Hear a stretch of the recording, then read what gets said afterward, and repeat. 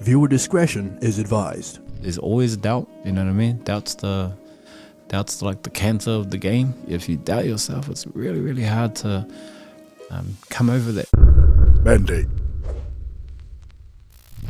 Hey, welcome to Mandate, where we navigate fresh perspectives and nothing's off the table. Tonight's guest hails all the way. Well, actually, we have two guests who hail all the way from Mangarees, 275, and Tamaki Makuru.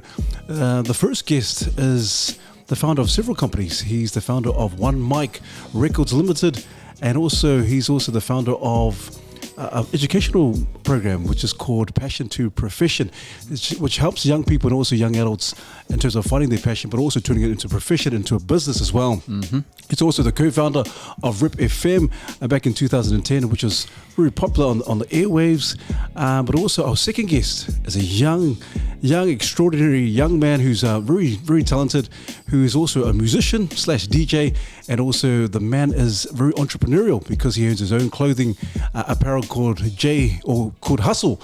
So please put your hands together for the father and son team, JHu, and the man also known as Prestige, Toko Manuel.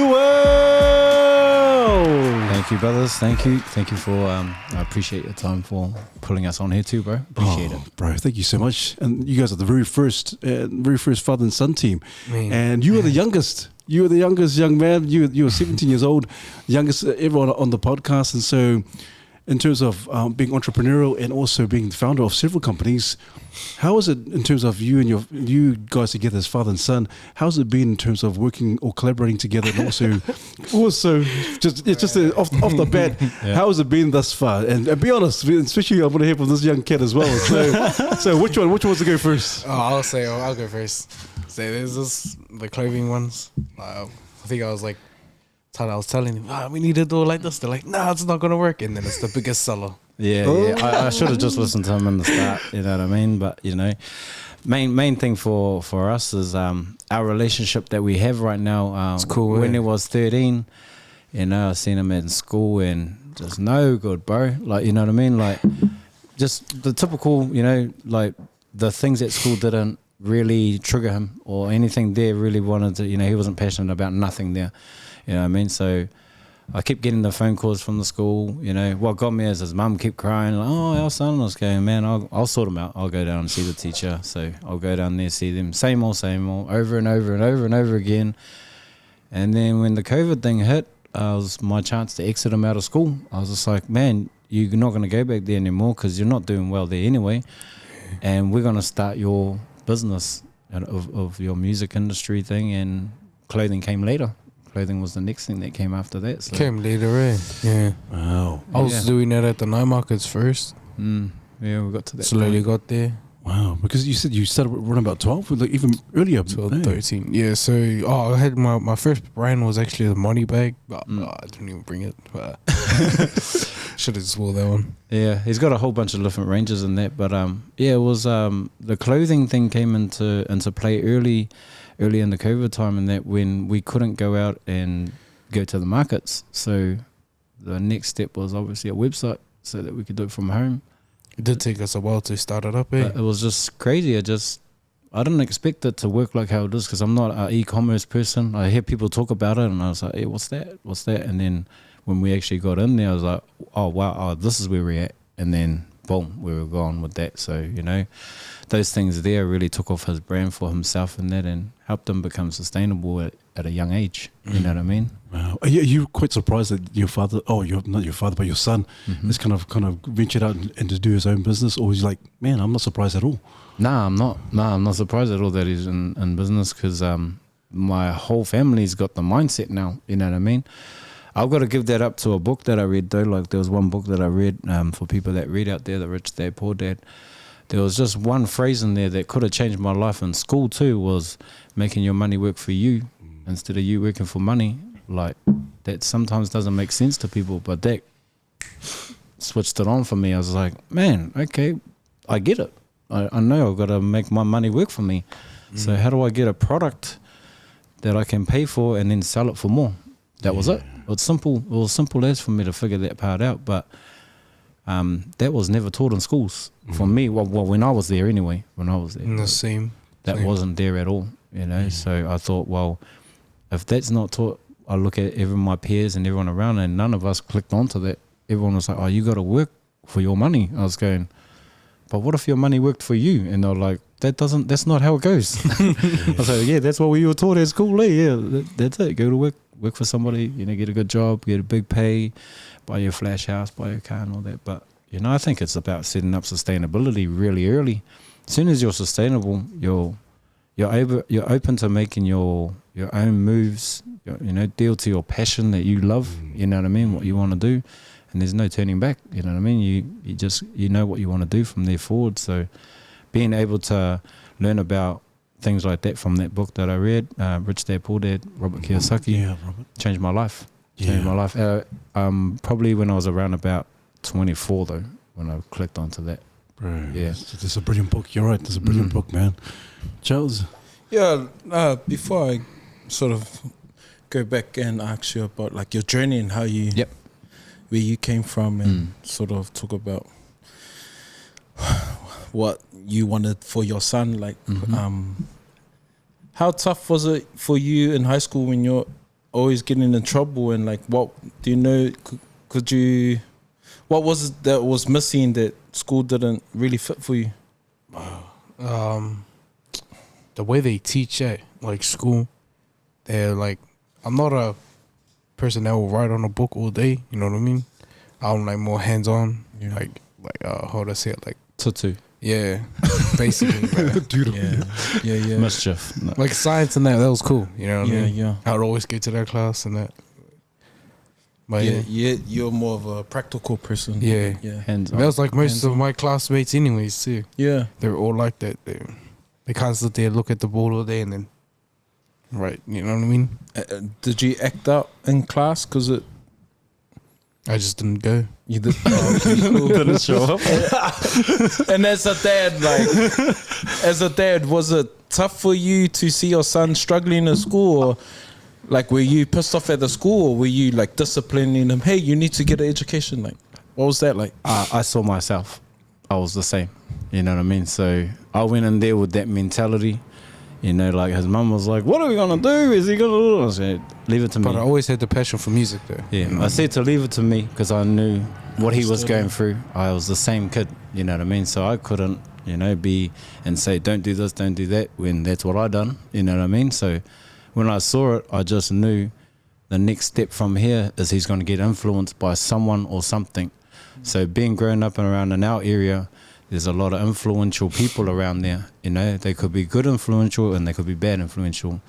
So, we look at our streets now and how, like there's a whole gang culture happening around at the moment, and it looks really appealing, you know what I mean? So my goal was like, okay, whichever way my son goes, I got him 100%. You know what I mean? Doesn't matter if he was going to go the right way or the wrong way. I was going to guide him through that way, whichever that way was going to be. Because, like I thought of myself when my parents brought me up, the things that I went through, my mum and dad supported me 100% with whatever I did. And that was the goal and the gem that I brought with me to pass down to my kids was we just got to support our kids. When they say they want to play soccer, get them the soccer boots. When he wants to play cricket, make sure he's got his cricket stuff. Everything that they wanted to do. He went through skateboarding, like scootering, all the things, for ages, bro. Everything that you can think of. Bro, I was bikes, the man. Even on bikes, and then dirt bikes came out, and because he started his business early, he could buy those things. So I was like, man, as long as you can get over it really quick, like, yeah, you hit it, sweet. How does that feel? You earned it. Okay, sell it. You don't need it anymore. It doesn't make you no money. Remember? Make your money work for you. Does that bike make you any? Nah. Before this, you would do your work before you even have it turned on that. Yeah, hard. So when I did see myself and my son in that, I knew that was my pivotal point that I need to make something happen for him. And then brought him back and I just said, what do you want to do? Like, what is it you want to do? And he's like, I want to make beats, Dad. I was like, yes, because I know about that. Like, if it was something like I want to be an astronaut, I'm like, man, I'm gonna have to take you to rocket science school. I don't know anything about that at all. But you know what I mean? Like, it was like it just clicked together. Like, I had just been, I've been in the music industry since 2003, and then he was born in 2005, and then fast forward to today, you know what I mean? Like, he's been around it all his life. He's been around all of Rep FM. He's seen every single artist that will come in, and they're like, that was him. This is him now. You know what I mean? They're like, wow. They're like, look how big he's gone. I was like, yeah, he's even eating my food. But that's what I saw in that, bro. Like, was at the end of the day, I saw myself, and I thought, well, if I don't do anything now, this is the time in these kids' lives that they make that decision. They're either going to go that way or that way, you know. And I'm not saying which way is going to be good or bad. All I know was whichever way that they chose to go through, I had to support. Bro, that's cool. That's so awesome. Yeah. How was he? How old was he when you had that conversation? 12. I was 12 years old. Yeah. 12 years old. I remember it too. Yeah. Yeah. And I think the cool thing about it, Toko, is because you, from the get-go, you're really supportive of your son. You knew, okay, this is what I used to be that way. I used to be exactly like him, but I need to support him.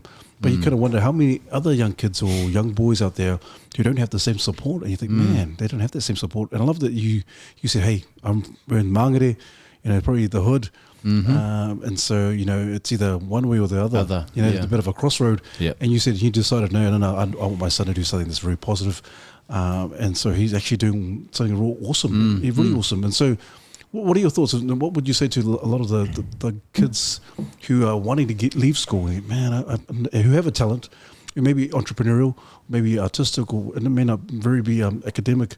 But what do you say to those fathers out there who may not have the same values in terms of you, in terms of, hey, support your kids 100%, whatever they want to do? I think that the key value to this whole thing, bro, and it's something that I've been teaching a long time now, is the passion side of it, bro. When you find the passion in the kids, you know, it's unstoppable, bro. You know what I mean? The only time it's stopped is when us as parents don't support it. You know what I mean? Like, I've got another son here with us today, and he's into gaming. Not many parents support that. You know what I mean? I'm like, I support that because I see the entrepreneurial part in the background of it. And that comes down to streaming. That comes down to having these people coming in there and, you know, watching his Twitches and all that when he gets old enough to do it. I had to go because my son said, I want a game, Dad. I'm like, okay, I've got to go figure out the gaming game. You know, how does these gamers get paid? You know, and then he's showing me people on YouTube and how they got subscribers. And I said, okay, there it is there. I know what we've got to do. So your passion, you want to be a gamer? And he goes, yep. I said, sweet, we'll figure it out. So he's got merch now.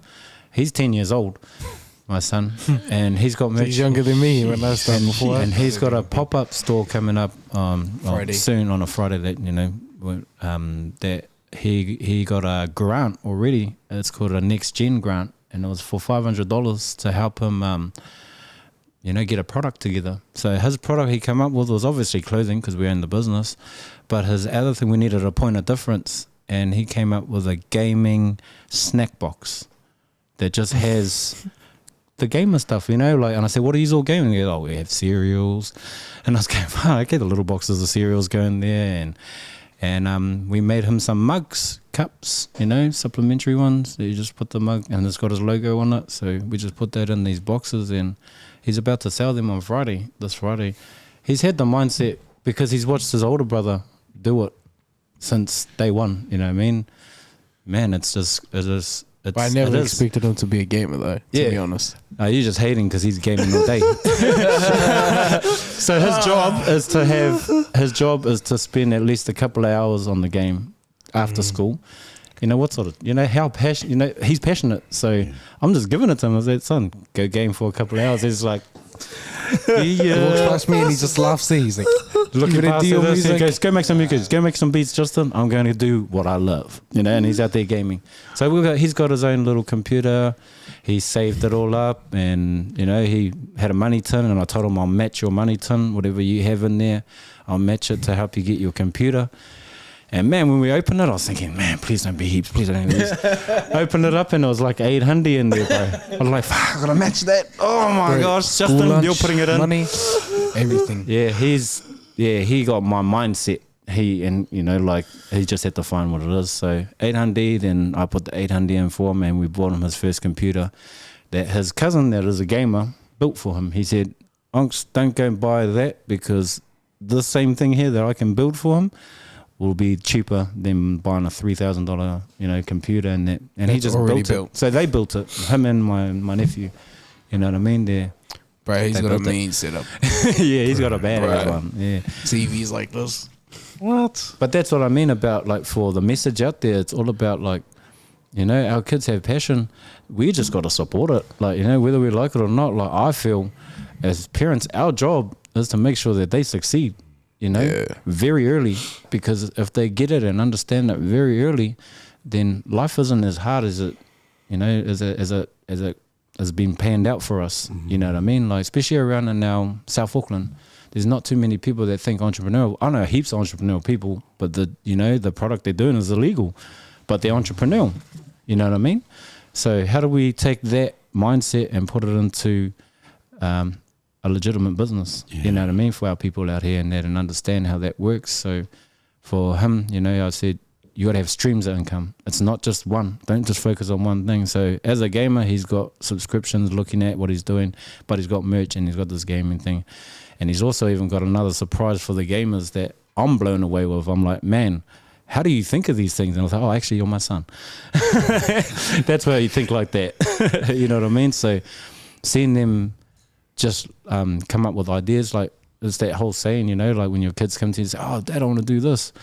What you say to them is going to count. If you say, you can't do that, it's just going to sink in, into the kids. But as soon as you say, okay, we'll figure that out, it gives them a bit more hope. You know what I mean? As kids, we're looking at our parents as the only people we can trust. So I know my role now. I have to do that. Like when they come up to me and say these crazy ideas, because they've got no limits in their mind. As we grow, we start putting barriers up and say, oh no, that's too hard. They're like, Dad, I want to do this. Sweet. Okay, let's figure it out. Go on Google, ask Siri, how do you do that? You know what I mean? Figure it out now. And then they start picking it up. Dad, we can do this, and you can get this, and you can get this part from here. I was like, wow, sweet. So double time, working with my son, my other son, and then my younger son that's over there too, 8 years old, fashion designer. He just told me, Dad, I want to make dresses. I was like, let's go, my bro. You know what I mean? Let's get it. And his first fashion show was done with Nora Swan.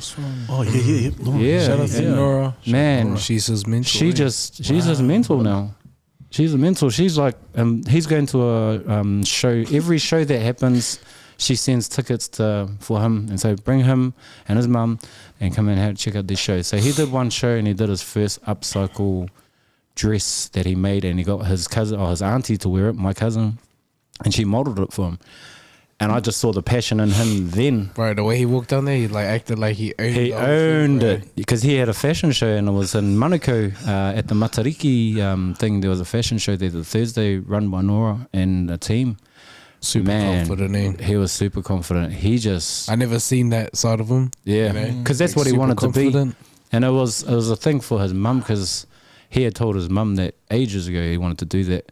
But he felt like he couldn't say that to Dad, because he's making dresses. And I'm like, son, I don't care what it is you want. Like I said, back to this whole conversation, let's go. What is it? Man, how do I find someone that can help him in the fashion industry? And then the lady herself sees him and like, he's got it. I'm like, wow, man, can you kick it with her for as much as you can? And he's like, yeah. So yeah, he's got his ideas. He's 8 years old, bro, and he wants to do his own fashion show. And he's got three designs done already. He's just need another 7. I told him, if you make 10 designs, I'll run your fashion show myself. I've got the connections, I've got the networks, I know how to make that happen for him. But an 8-year-old running a designing show, bro, like it's gonna get me to perform. Yeah, there you go, man. You got a set, man. You got a rapper there. You got a musician. Yeah, and then the fashion designer that's gonna make sure all the clothing will look good. Right. You know what I mean? But that's their passion, bro. I'm gonna follow and give them whatever they want to do. But it's cool because there's all of us. We can do things in there. You know what I mean? The bros can put my song in his intros. Yeah, see, they're already thinking about how they can work together. You know what I mean? We can all work together. Use his music for the walkways. Like the gaming boy could be out there doing his thing with his snack boxes. You know what I mean? It's just crazy. It's crazy, but at the end of the day, I'm happy that I can help and support So I had to go back to myself first and make sure I was sustainable enough to do that, so I can stay home, so I can do these things and that. And you know, the work that I do now, I'm blessed to have that type of job, because it's not really a job, it's a contract, you know what I mean? And I work accordingly, you know what I mean? Like, I don't have those, you got to be here at this time and that time. I'm like, man, one day a week I'll work, and that sorts me out for ages, you know what I mean? Like, it's about those sort of, like, finding those streams of income, you know what I mean? So my council work that I work with at the moment really helps out with that part. But now that my son's clothing business just went to a whole nother level, I know how to manage that and pay us as workers now. So I work for him, me and his mum. We both work for him and make sure that everything gets done behind the scenes, you know what I mean? What a job though, Bro, you know, what a working for our job. kids. And he's like, yeah, mum and dad's working for us. I said, don't forget, you still got a job to do, bro. Get those songs cracking, get those beats banging. Let's go. There's your studio. He owns his own studio, everything that he needs. It's just give them what they need to make it work, eh? You know what I mean? Tell everyone how cool your dad is, bro. Nah, I try to tell him that. I try to tell him that. Right. He pulled up to my school one day, and the teachers and my mates were like, "Oh, gee, your brother's here." I was like, Oh, that's how cool I am, my bro. dad, G. Like, that's not your dad, bro. So, does he look that young? Nah, he doesn't look that young. It's so buzzy. Just hearing this is really unconventional, especially for our people and Māori and PIs. I can't speak for every islander, but it's really unconventional the way you're raising your boys, and it's really encouraging just to hear.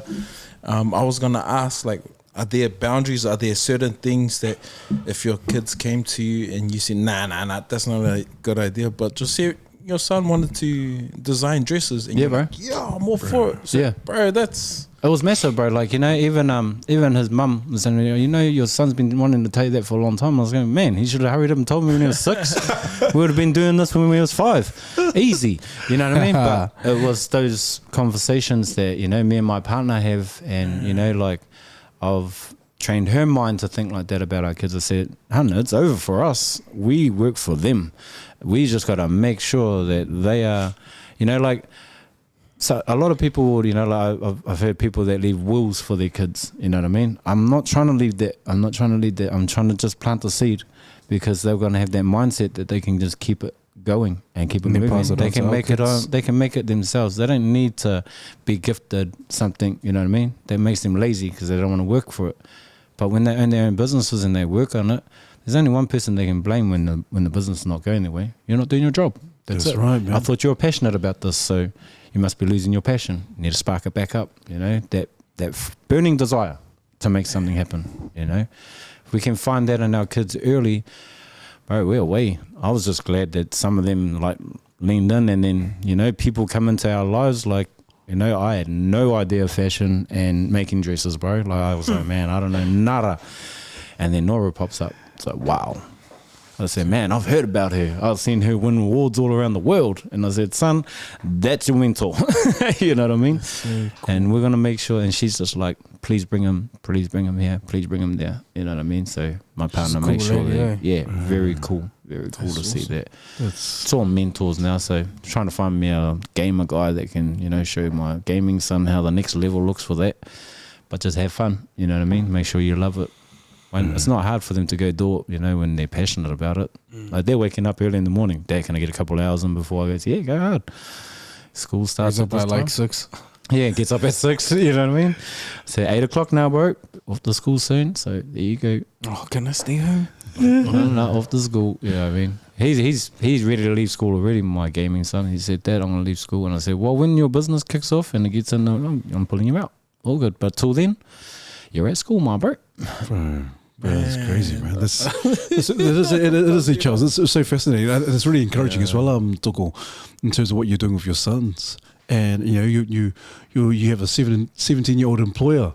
And so, and the cool thing about it is, like you said, if the younger they're able to understand these concepts and learn all these business concepts, you know, the better. And like you were saying earlier on before, hey, if they can learn from our mistakes early on, then the better they are in terms of finding their passion and doing a way better job than us as adults. Yeah. But I'm just wondering as well, Because imagine this, kids. I want you, like, for us to imagine Yes. if fathers or parents who said to their kids, like, "Oh, Dad," or their kids say, "Hey, I got a bright idea, Dad. I want to do this. I'm passionate about this," and Dad turns around and goes, "No, that's stupid. You're just being an idiot." Imagine how many kids out there, young boys, would have flourished. who bro. are out there who had all these amazing ideas or really innovative or creative, and all of a sudden Dad's like, or Mama's like, "Nah, this is not how it goes. I want you to go back to school and education," which is cool. I reckon it's cool. Yeah. But for some, like you said early on, It's not for everyone. Yeah, not for Yeah. everyone. It's not for And everyone. so it's cool what you're doing. And so you, young man, bro, you're 17 years old. You're running your own business. You're running your own music, and your own apparel. How was it for you? Because you must be thinking, man, I am on top of the world. I am doing some amazing things, and I'm so glad I've left school because I'm doing this. Tell us what goes through your mind when you're like doing all of this, and you're the owner. You are the owner. It's like, it's a lot, you know. Sometimes we have like Moments. We have our Moments, moments. Yeah. You know what I mean? Like he feels like he's going to fall off the waka and that. You know what I mean? And, you know, we just got to get that paddle and scoop him back up, chuck him on, start rowing again, bro. yeah, bro. You know? So. But yeah, it's cool, you know. Like even people noticing me when I'm out there, you know, doing like the passion to perfection classes. Like if I'm out there, people are like, "Hey, yo, JHu, can we take a photo?" It's like, yeah, all good, bro. And then like even this little kid, bro, I was out at one of the pop-up stores that we run, and this kid came up and he was like, "Bro, can I buy spray?" He bought some of my masks and he went and sold them away. Yeah, he was an entrepreneur too. And I said, "Son, you need to hire him. He's just resold your brand." Bro, he was like, what? I think he was like 10, 11? Maybe 11, eh? Yeah, this young kid. He was so young, bro. And he took it. He bought So it. he bought my mask for 10 and he was selling them for 20.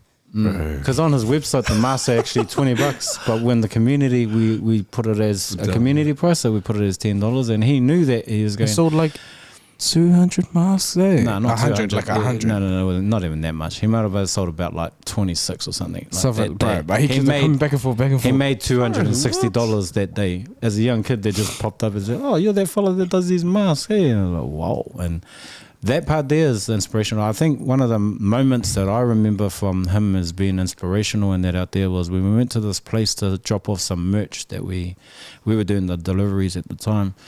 And this young kid comes out and goes, "Hey, you're that guy, hey, you're that Jay. I saw your music video." And I was like, "Yeah, that's me and Ason." He's like 5 years old. And he goes to him, "Bro, when I grow up, I want to be just like you." And that got me, bro. I was sitting in the car watching, I was like, whoa. And that's when I knew. I was like, oh man, we got a beast, and we got a thing. We got a job to do. You know what I mean? Me and my boy have a job to do.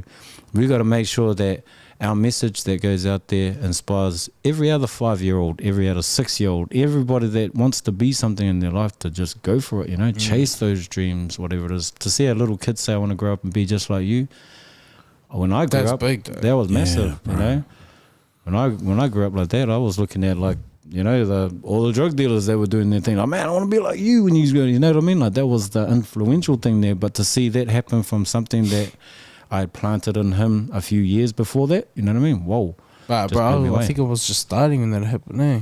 Yeah, you were only 14 then when that happened. Wow, this kid, so this 5-year-old kid comes up to you. We're saying, at the "Hey, house, like you." at the probably house, like because his 7 older now. brother had bought some clothing, and he was telling me, "Oh, get inside," you know what I mean? And he goes, no, I want to meet this guy, I want to meet him. And yeah, 5-year-old, and then we go to other places, and then they'll be like, "Oh, can we take a photo there?"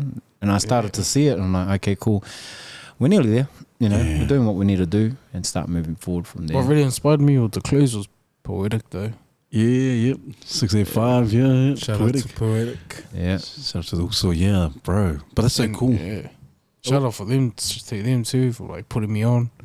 Yeah. Poetic saw it in Poetic. him early, and he was the one that was telling me, because we were doing markets at the time too, and he's like, "Bring him to the markets, just get him out there and the people." You Just know what I kept mean? on, bring him, bro, bring Keep him. bringing him. And then COVID hit, and then we had no other option. I was like, man, we were just building up momentum out there. We It had was this doing good, thing, bro. and you know, it was doing really good around the old $400-$500 mark at the night. You know what I mean? And that's good for, you know, like a normal, you know, 1 day wage. You know what I mean? Like he can make something out of that $400-$500 out of his merch and that for, and it started happening like that weekly. And then Bring it all just my mates stopped. out. Yeah. Yeah, then it just stopped. So when it all stopped, we was like, man, we've got to innovate ourselves now. And websites started kicking in. And I was like, there it is. Yeah, sweet. Click. Get the courier to come to our house. We didn't have to go nowhere. That's cool. Yeah, they came and delivered. Well, that's the beauty of it. to your brothers? Because, you know, like you said, COVID kind of hit, the pandemic hit, and then everything, you could have just said, you know what, you know, we're going to have to kind of a bit of a break right now. But you just pivoted and you kind of very innovative. And I think that's the cool thing about, you know, in terms of small businesses, but also being creatives, that you can pivot and find new ways. And for you, bro, it's like you got 5-year-olds saying, hey, I want to be like you. And so this cool thing. I love it that you're focused. You don't worry about the wahinis. They always kind of see you and his Instagram says different. His Instagram says different. I check his gram. I was like, who the, what the? Nah, but you know, What's up? had that little talk with him about it. Good, Okay, you know, like if there's anything that's going to ruin your path, you know, I'm not saying that, you know, all girls are going to do that. I said, you just need to focus now. I said, the right person will show up and help you prosper from there. So you don't have to worry about chasing it. Yeah. So he's got to see all your girl mates, bro. But it is what it is, eh? You know what I mean? At the end of the day. From school, bro. Friends, You were never at school, bro. You were never there. For like a year. I don't know where they came from. You were never there. Like 1 year. I made heaps of friends between the year. You know, I wonder if do you understand, like, if this is normal, the type of support you get from your parents? Damn. Like, to me it is, you know. It's normal. Yeah, because like they've supported me in everything I've done. Like, bro, I was like soccer, scootering. Yeah. Bro, my dad bought a scooter for me on his birthday. Like, That's me. it was my dad's birthday, but he bought me something. I only ask that because, you know, when you look at our communities, we have a lot of households that are fatherless, but then we also have households that have two hardworking parents, but they don't get this type of They're always working. push. They don't get this type of support. It's a different type of support, but like, how does it make you feel as a youngin wanting to pursue these dreams and have this massive push from your parents? Like,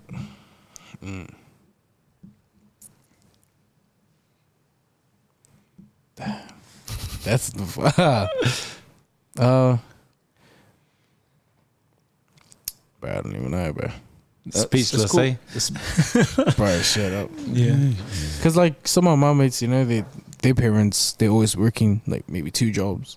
You know, they didn't really get to see them, and like some of my mates, they just work, you know, working hard. Some of them, like some of my mates, they want to get into music and that, but their parents are like, you know, they don't really support them that much, and they want to get into music. I was like, bro, just come over, bro.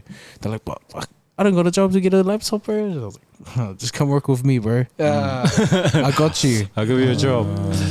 Nah, I just want to give your dad his flowers, and even your missus, just for Like, honestly, I can give bro, my mates jobs if they want. You know it just what I mean? buzzes me out just sitting here and just hearing what you've done for your children and just really pushing their dreams. A lot of these conversations we have with our young ones are when they finish high school and they go, what do you want to be? Like, you're pushing them from a young ass age. Yeah.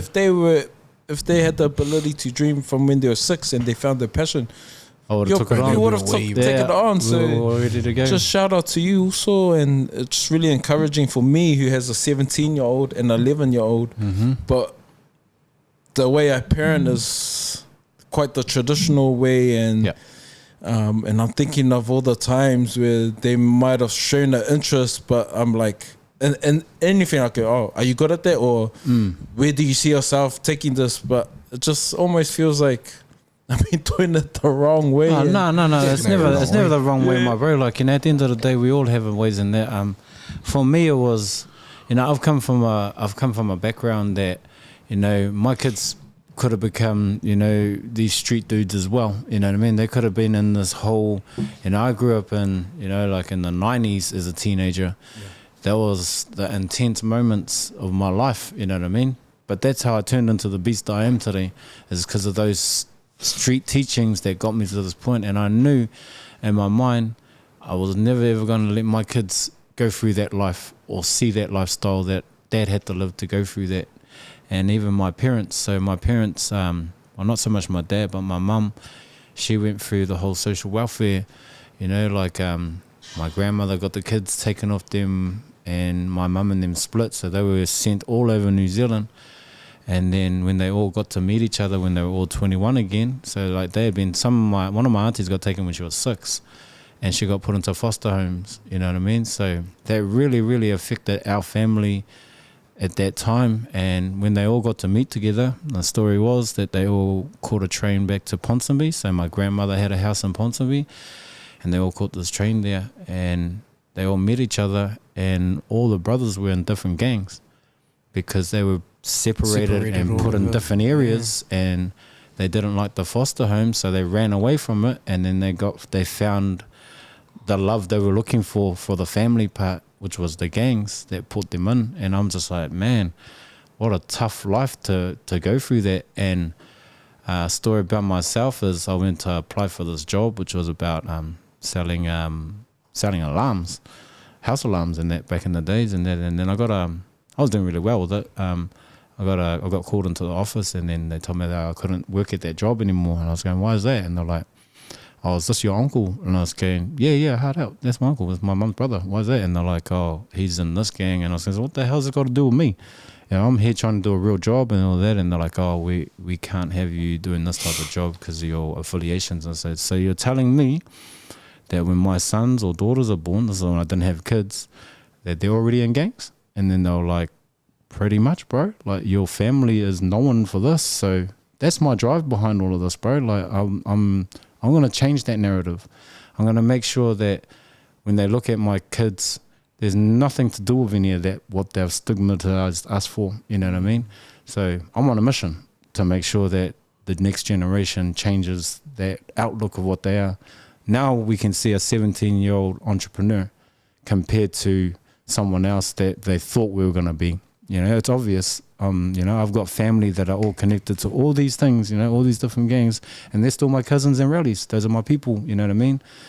You know, and like I always respect it. Yeah, it is. I got nephews that were all caught up in this thing, and I understand that, you know, because my cousins didn't have the same like mindset or platform that we have, or I had, or my parents taught me, you know what I mean, to do that. So we're working on it now. Like, you know what I mean? Now my cousins are looking at me like, man, mean cuz, what you've done with the NEF, like, it's amazing. We're seeing it out there. We're seeing the change. We're seeing everything. And for me, that's the drive behind it. It's like, they're not cool, gonna, they're not family sees it in. Yeah, they're not gonna be and labeled that from this day onwards. You know what I mean? So it's very important for me for these boys and my daughter to succeed in what they want to do. And the easiest way, bro, passion. Where's it at? Where's it at? Find it. Find it in yourselves. Okay, you like that? Let's go. Took me a while to find it though, eh? Oh yeah, bro. You went through some. You were soccer here, there, Soccer, but still, you know what I mean? Yeah. But it still was. And you supported it all. the way, bro. Comes Like, to all my games, eh? all the games. Sponsor the teams. You know what I mean? We'll take the Oranges. I was playing for Manukau up in Rivers, eh? Yeah, Oh, Rivers. No, not the Rivers. It was no. the soccer part of it. So up by Mangere East, there's the Manukau soccer club there. Right across the KFC. Manukau United, was it? Yeah, United. Yeah. Manukau United. He was playing for them in there, and he was doing well there too. You know? Bro, yeah, this goalie. Yeah, he It was the size of the goal, bro. Yeah. You're lucky. You're sad too, bro. Yeah. But like nobody could score nobody on could him. score because he was pretty big. So he's just like the And they were all in my class. So they all all my went through this teammates. phase of, you know, this is primary. This is when he was into Yes, soccer. 6 year 5. So they all went through this phase of, and I was just saying to him, I was going, man, that's a good sport, son, you know, and like most of my other bros, wow, get him into league. And I was going, well, how are you, okay, well, let's put it in a business perspective. Let's look at Wembley Stadium. And when that, how packed does that look? And like, oh, yeah, how packed does the league place look? That part. True that, bro. True You that, know what I man. mean? True that. What's the conversation like, or how are you like when soccer fails? Yeah, the team. yeah. For me, it was like he just grew out of it. He just said, "Nah, I don't want to do that anymore, Dad." And I was going, "Okay, well, when you figure out the next thing, let me know." I got you. I think I played for like 2 years, bro. Yeah, 2 years straight we went there. to I do actually was that. playing rugby for a little bit too, eh? Yeah, a little bit, not even that much, but yeah, you know, I remember. Yeah, those I'm just trying moments. to get out the mindset around just that support, because you know with Islander or with me, if I'm supporting something that my child is doing, and then they end up not wanting to pursue it. It's either I told you so, or it's okay. What else do you want to do? What are you gonna waste our time with? Yeah. But I know, bro. And like I grew up around a lot of my friends that their parents were like that to them as well too. And you know, like good and bad things come out of that. You know, they either go, man, I'm gonna do this and carry it on, or man, that wasn't for them. You know, we just got to accept the fact was what it is meant for them and what isn't. You know what I mean? Because only they can love what it is. Like, you know, a lot of people would be looking at me as, oh, you were in the music, you pushed that on him to become a music. I said, nah, he found it, and then I just took it to the next level, you know what I mean, of what I know. You know that of the Timmy industry. Trumpet song, Savage and that? I said it there when they were making that song. Yeah, and you know, the inspiration that he was around, you know, like Sav being around the studio when these songs, these big hits like, are made. 6, 7. Man. These big hits are being made around. Watching them, and I was like, and then like what? A few years later, it blew up. So you know, the inspiration's been around for a long time. It's been so for him to see it, like I say, I run the radio station, Rip FM. We interviewed nearly every New Zealand hip hop artist you can think of. They've been through there, and they all Even know American him. people, eh? Yeah, even Big Mike, people from America that come over. Big Mike. Yeah, Oh. yeah. I Big got Mike. a song with him too. Yeah, he's got a song with Big Mike. Me, Big Mike, and Poetic. Yo, shout out to the Rays. Yeah, bro. Big Mike's one was crazy, bro. We shot the video one night and recorded the song. Yeah, actually, One we night, recorded bro. Big Mike's verse, and then that night we had to do the video because he was going back to America. Bro just wore the clothes he had on. All good. So we got the video done. And he was flying out that same night too. And that's Bruh. something that I teach Jay Hustle is about. There's one thing to Prepared, take the opportunity, but it's being prepared for the opportunities. So we had the studio ready, and I was like, made sure that the filming guys say, bro, I've got a small window. I need this to happen, you know, because I'm excited. My son's excited about what's about to happen for him. You know what I mean? So I've got to make sure I lead the way. I said, okay, I'll get the video done, I'll get this done, I'll get it onto DRM, make sure it gets streamed, make sure it's Spotify, you know, all the little bits and pieces, make sure he owns his rights to it. So he's released 8 songs already now, and all the 8 songs he owns all the masters to. A lot of artists don't understand that. They don't understand. They're like, oh yeah, no, I got the master copy. I say, no, the masters, bro. Like there's different like streams that come out of that masters copies of what you own. And I said to him, the best thing to do is Dad's got a record label. You're not old enough to be a company owner yet. Till I'm 18, eh? Yeah, but when you do get 18, you're going to take this waka and that's yours. You know what I mean? And he's signed all his music to himself. So it's all owned by You get the himself. masters as well, bro. Yeah, he's got the masters to all of them, to everything that he owns. So it's that entrepreneurial mindset that I'm trying to teach him, you know, make sure that he understands if you sign up to another label or company and that, then they're going to put the bill on you and say, this is how much it costs to make that. So you're always in debt, you know what I mean? And that's something that I learned coming through this music industry about how it works and that. But now my sons ain't going to make that mistake, you know what I mean? I already been through that. We did get a deal for him to get signed and that. And yeah, it's for Tomorrowland. So that's part of Savage's label as well, where he's was situated at the time. And for got a me, license deal. Yeah, Yeah. we changed it to a license deal. It wasn't like signing him up and being anything. So we negotiated a license deal with them. That was me. I was just like, he's already signed. They're like, oh well, you know, I was saying, you're the one that want him. So what do you want offering? And they put something on the table and we just counted it. So this is what it looks like from our point of view. And then I got on the news.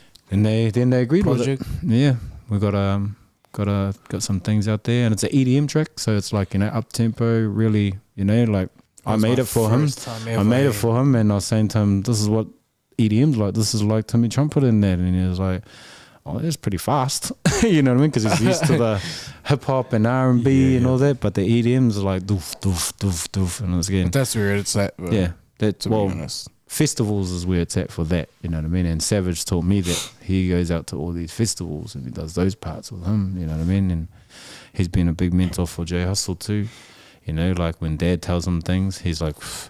Then when Savage tells him things, he's like, okay. I say, bro, I just told you that. And then you have to wait for him to come in and say that. But we've got that working relationship, me and Savage. We have that same thing as well. Like, you know, I've been with the bro for a long time too. And it's been a For great ages, adventure. eh? Yeah, over 10 years now we've worked together. Bro, that's just incredible. I can understand why you're so invested in your son or your sons.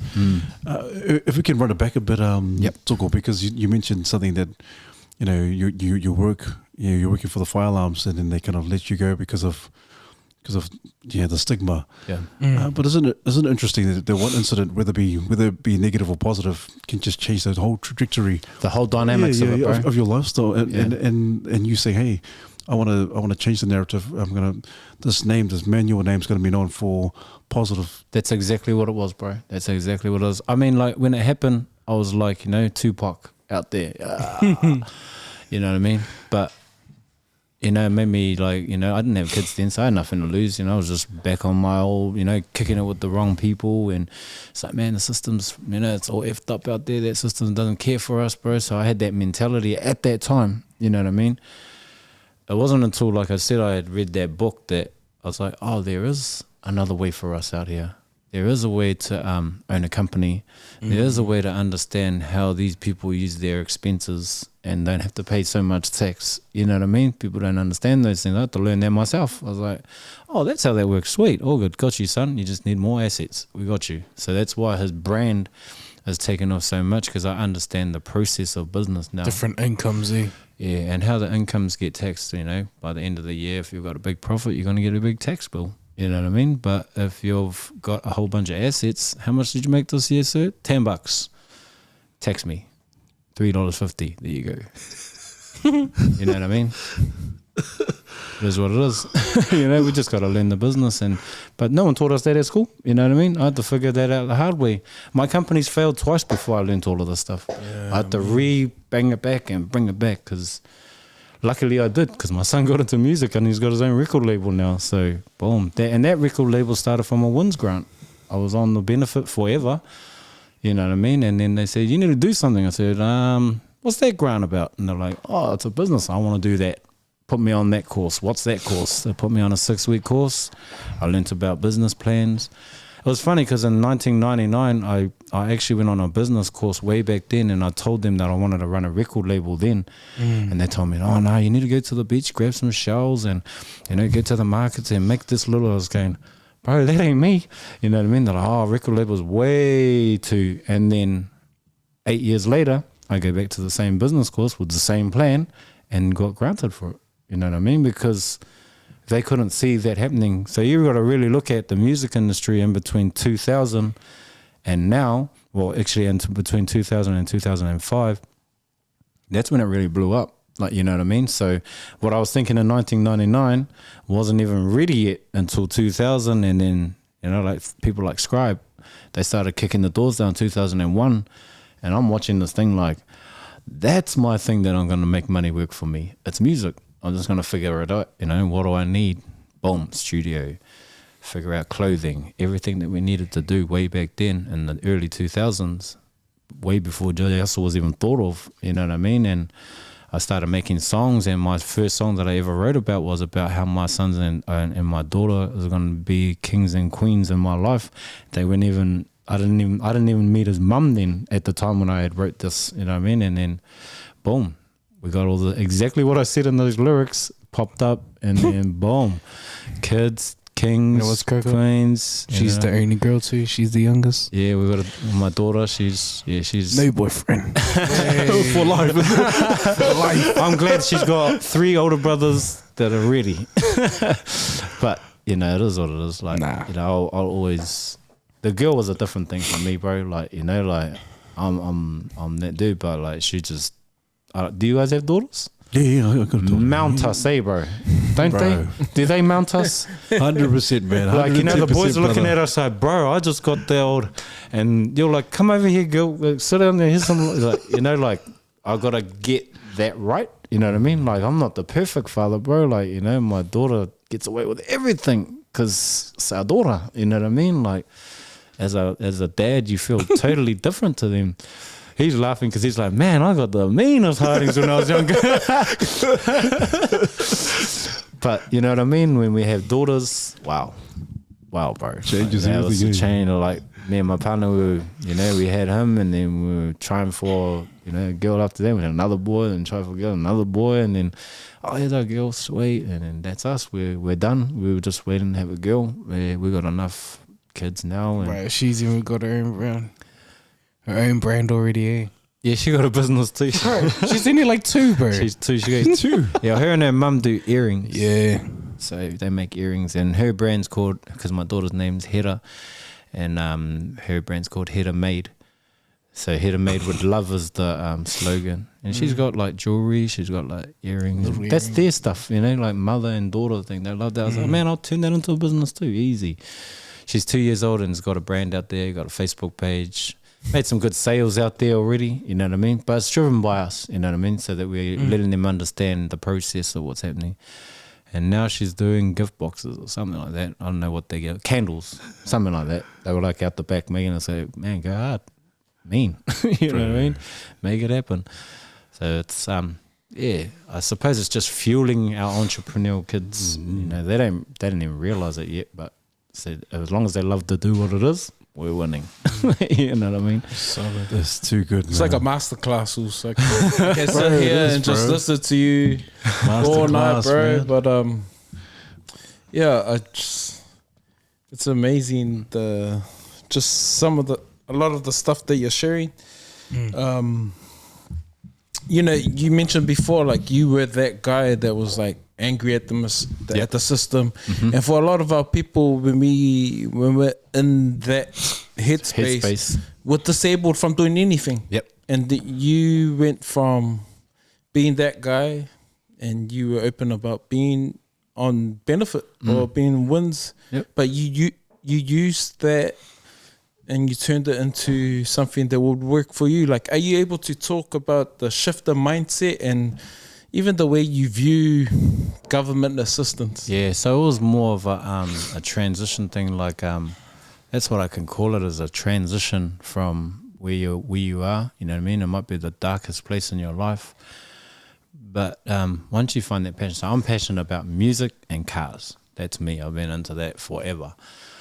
Music is the thing that I found that pretty much, you know what I mean, I feel music saved me. You know what I mean? Like there was that was the angel that came into my lap and said, there you go, you'll make music, you know, do your thing. And for me to learn music and to be the owner of the music, I had to learn the music business. You know, well, not the business, I had to learn about music first. Like, how do you record? What's a program? You know what I mean? What program do we use? What does everyone use to make beats? You know what I mean? Like, I was on a mission because I loved it. That's why I did it. You know what I mean? Like, there was no stopping me with what I was going to do. I knew that I was going to get into music and have that goal out there for me. And that, so when I found that passion for me, bro, that was the moment. That was the moment that changed it for me, because I turned into a total different person again, from that angry person that was angry at the system, that was angry at everything, and, you know, kicked it with the wrong people, done all the wrong stuff that you can think of. But, you know, for me, I thought, well, surely there's something better than this, you know, for my life, you know what I mean? And I didn't have kids then, so there was no limits to where I would go to, or, you know, like I didn't have to think about, like, oh, if I do this, I might go to jail for this, and my kids will never be there. I didn't have kids, so that was just out of the picture, you know. That was just like, let's just go get it, make it happen, whatever it is that you got to do. And when I found the music side of things, and that, after reading that book in between those times, that was the thing that actually drove me and transitioned me from that dark space that I thought was going to be a stigma for my kids' life, bro. Like, you know what I mean? Like, I thought because they said that to me, I pictured my kids doing all the wrong shit that, you know, that shouldn't have been done way back then, and that, you know, and I knew that wasn't going to happen. You know, that was my priority. It was number one job, make sure that they get onto the right track. And how I found it easy, like I say, bro, it always comes back to it, is that passion, that burning desire in them to see them do it. Like, I see my boy making beats early in the morning.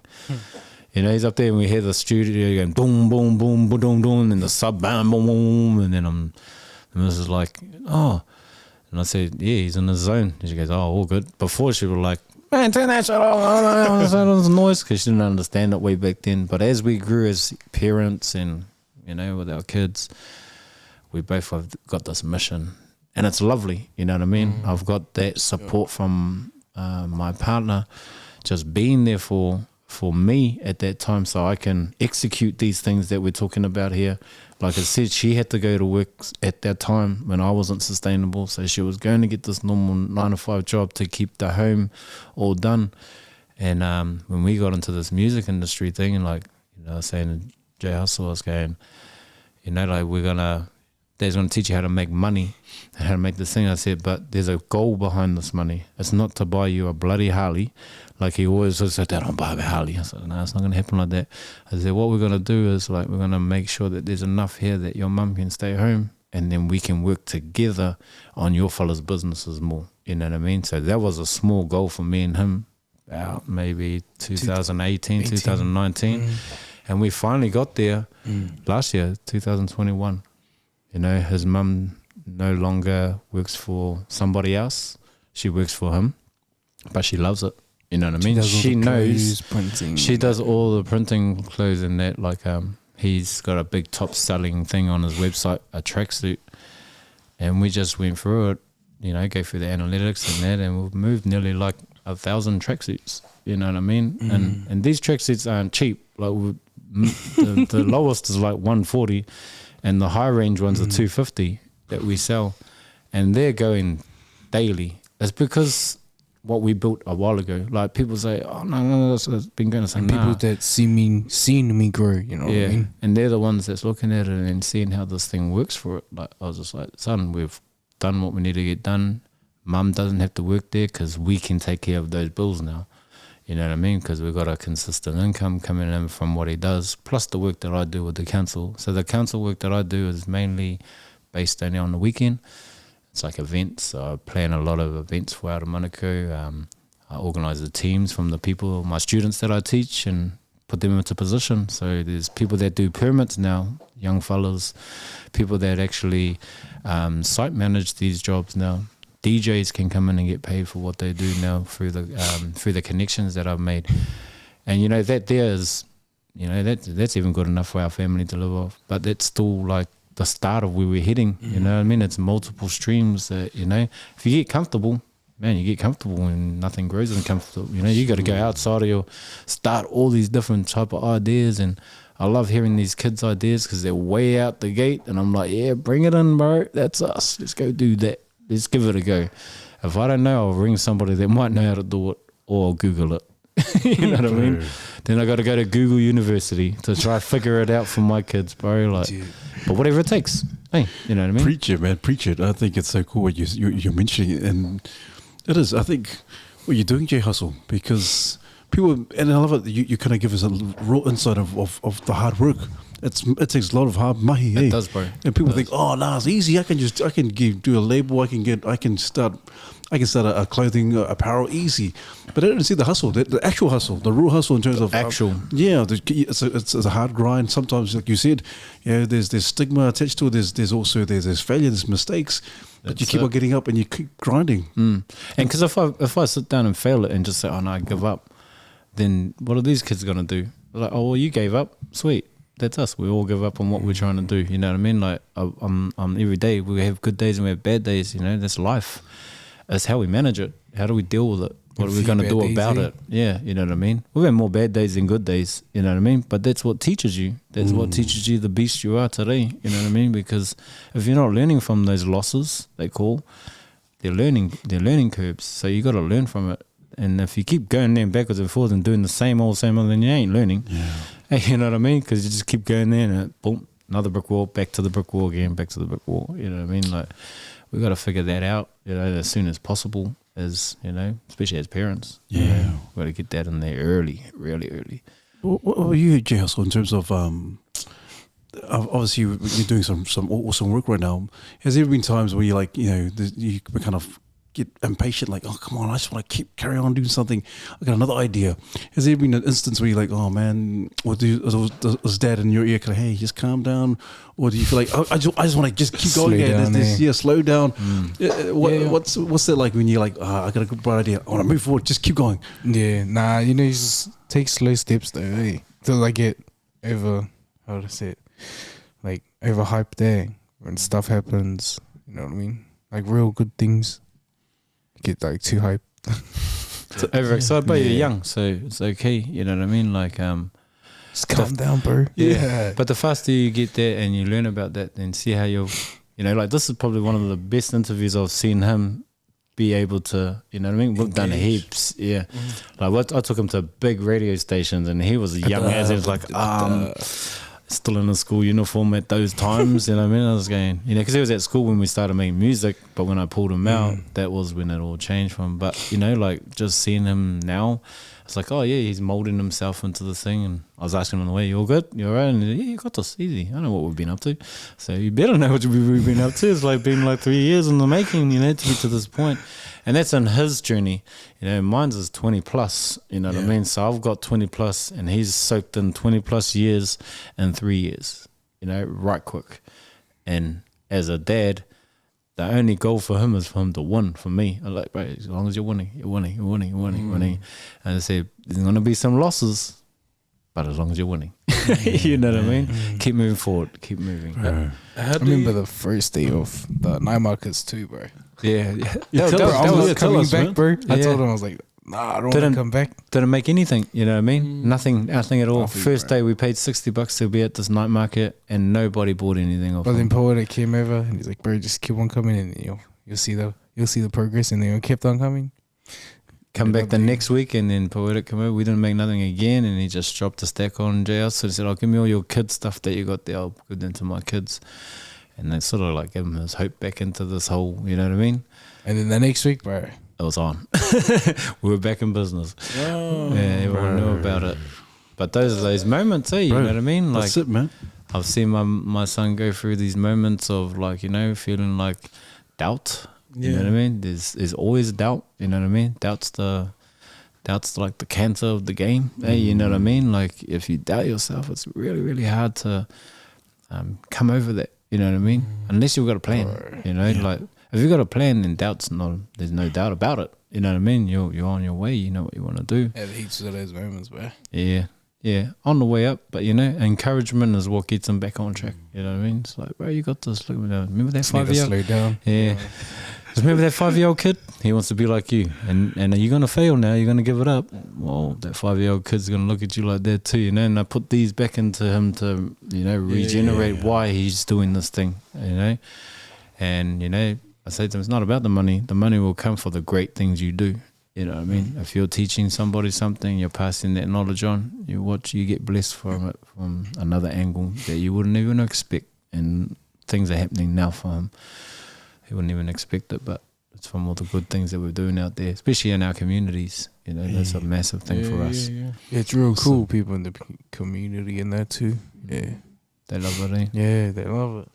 Cool, man. Just showing you love, eh? Yeah, How do you guys keep the relationship, I guess, professional and fresh, like without, or it doesn't even have to be like that. Like as parents, I know.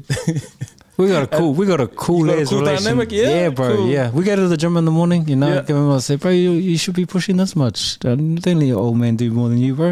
Are you gonna go for a run? Is that us on the treadmill, my bro? yeah. I'm still in bed, bro. It's like, get up. He comes back the first time. I'm like, bro, it's like 5 a.m. man. I need to sleep. Because you've been on the gram all night. That's why. Oh, Too busy on his phone scrolling out. I was like, bro, I told you to go to sleep early so you can get up early. How's the communication? Because it's cool, bro. it's cool.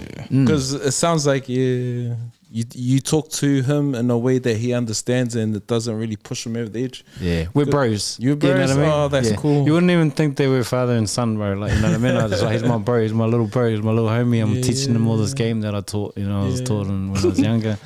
So it's like that relationship that we joke around about everything. You know what I mean? Like we have our moments, and we have our real intense moments too. Like when I feel my son's going through things and that, like everybody does it. It's like, how do we deal with it? He's had, like I said, there's moments where he's like, man, I just want to jump off the waka now and maybe swim back and go do something as a kid. You know what I mean? And I'm just like, yeah, you can still do that. You can still be that kid and all that. And it's all about us to just respect what he wants to do.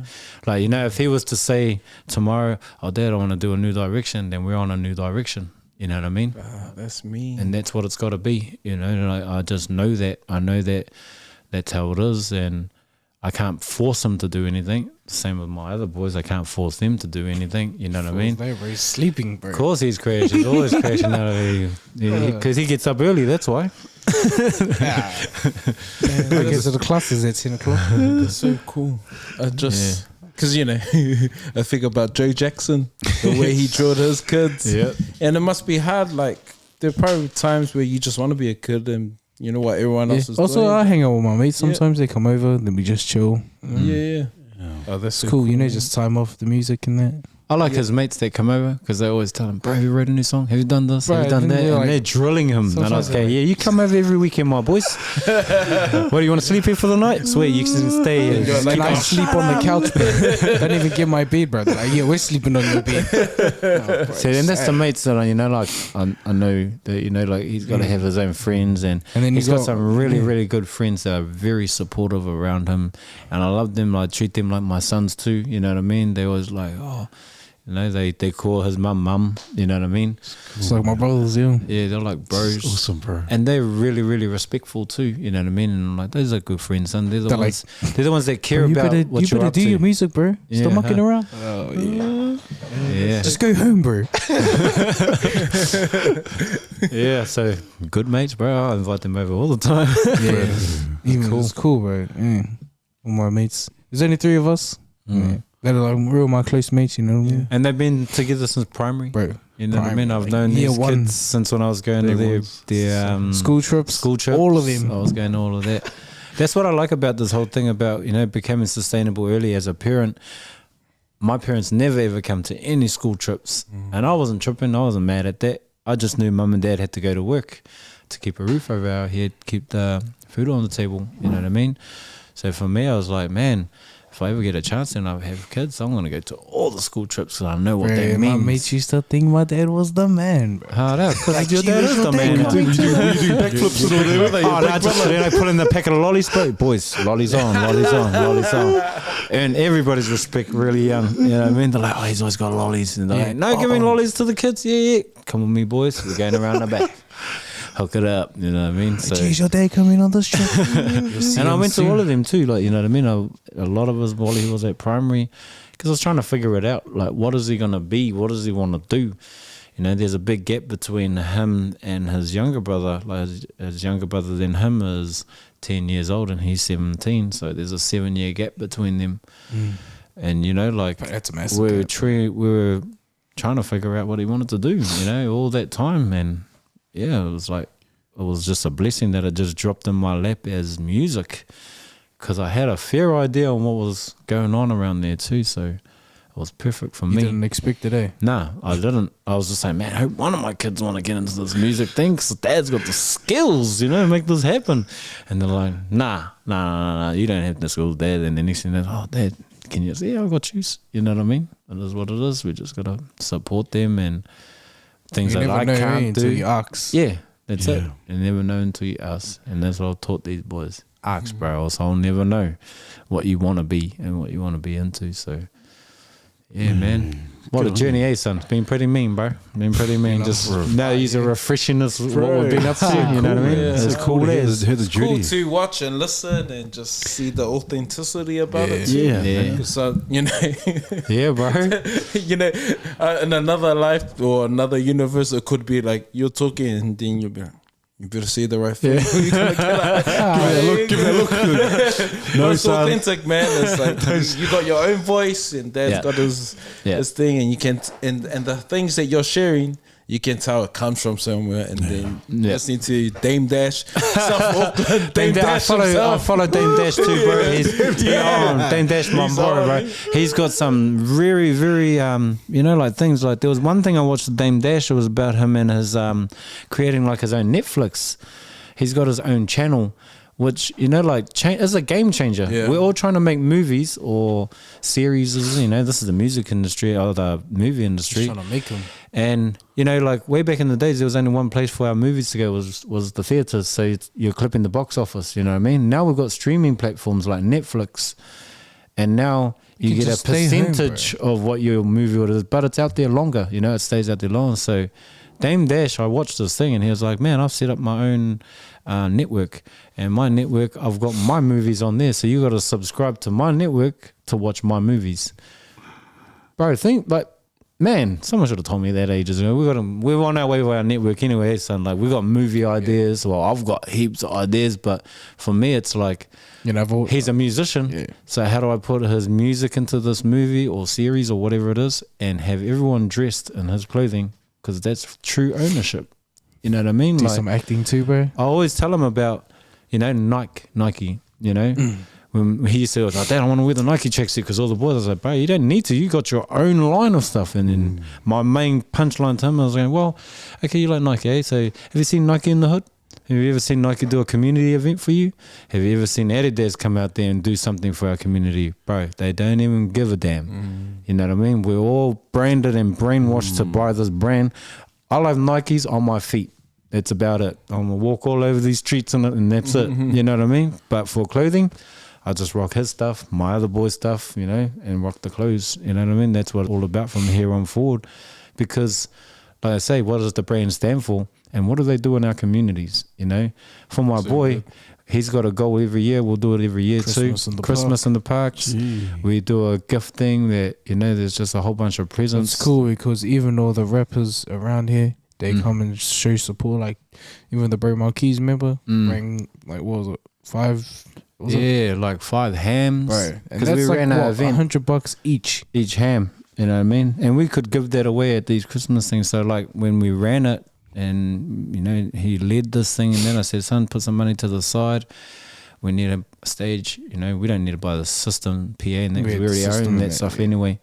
I was like, you just need a stage. Bobby. Yeah, and get a permit to make sure that we're okay out here to do it. Boom. Got permit mates that I've taught in my classes. And then, everybody around they just do the permit for around us. that park and that too.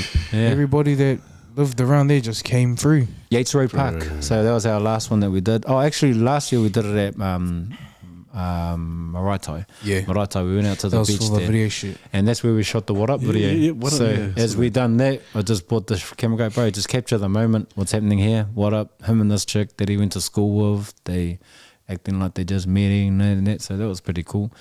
There's just some of the boys in there. Yeah, so my mates. that was cool to see those sort of things. But like the giving back part, you know what I mean? Like that's the most crucial thing when you get to the end of your year.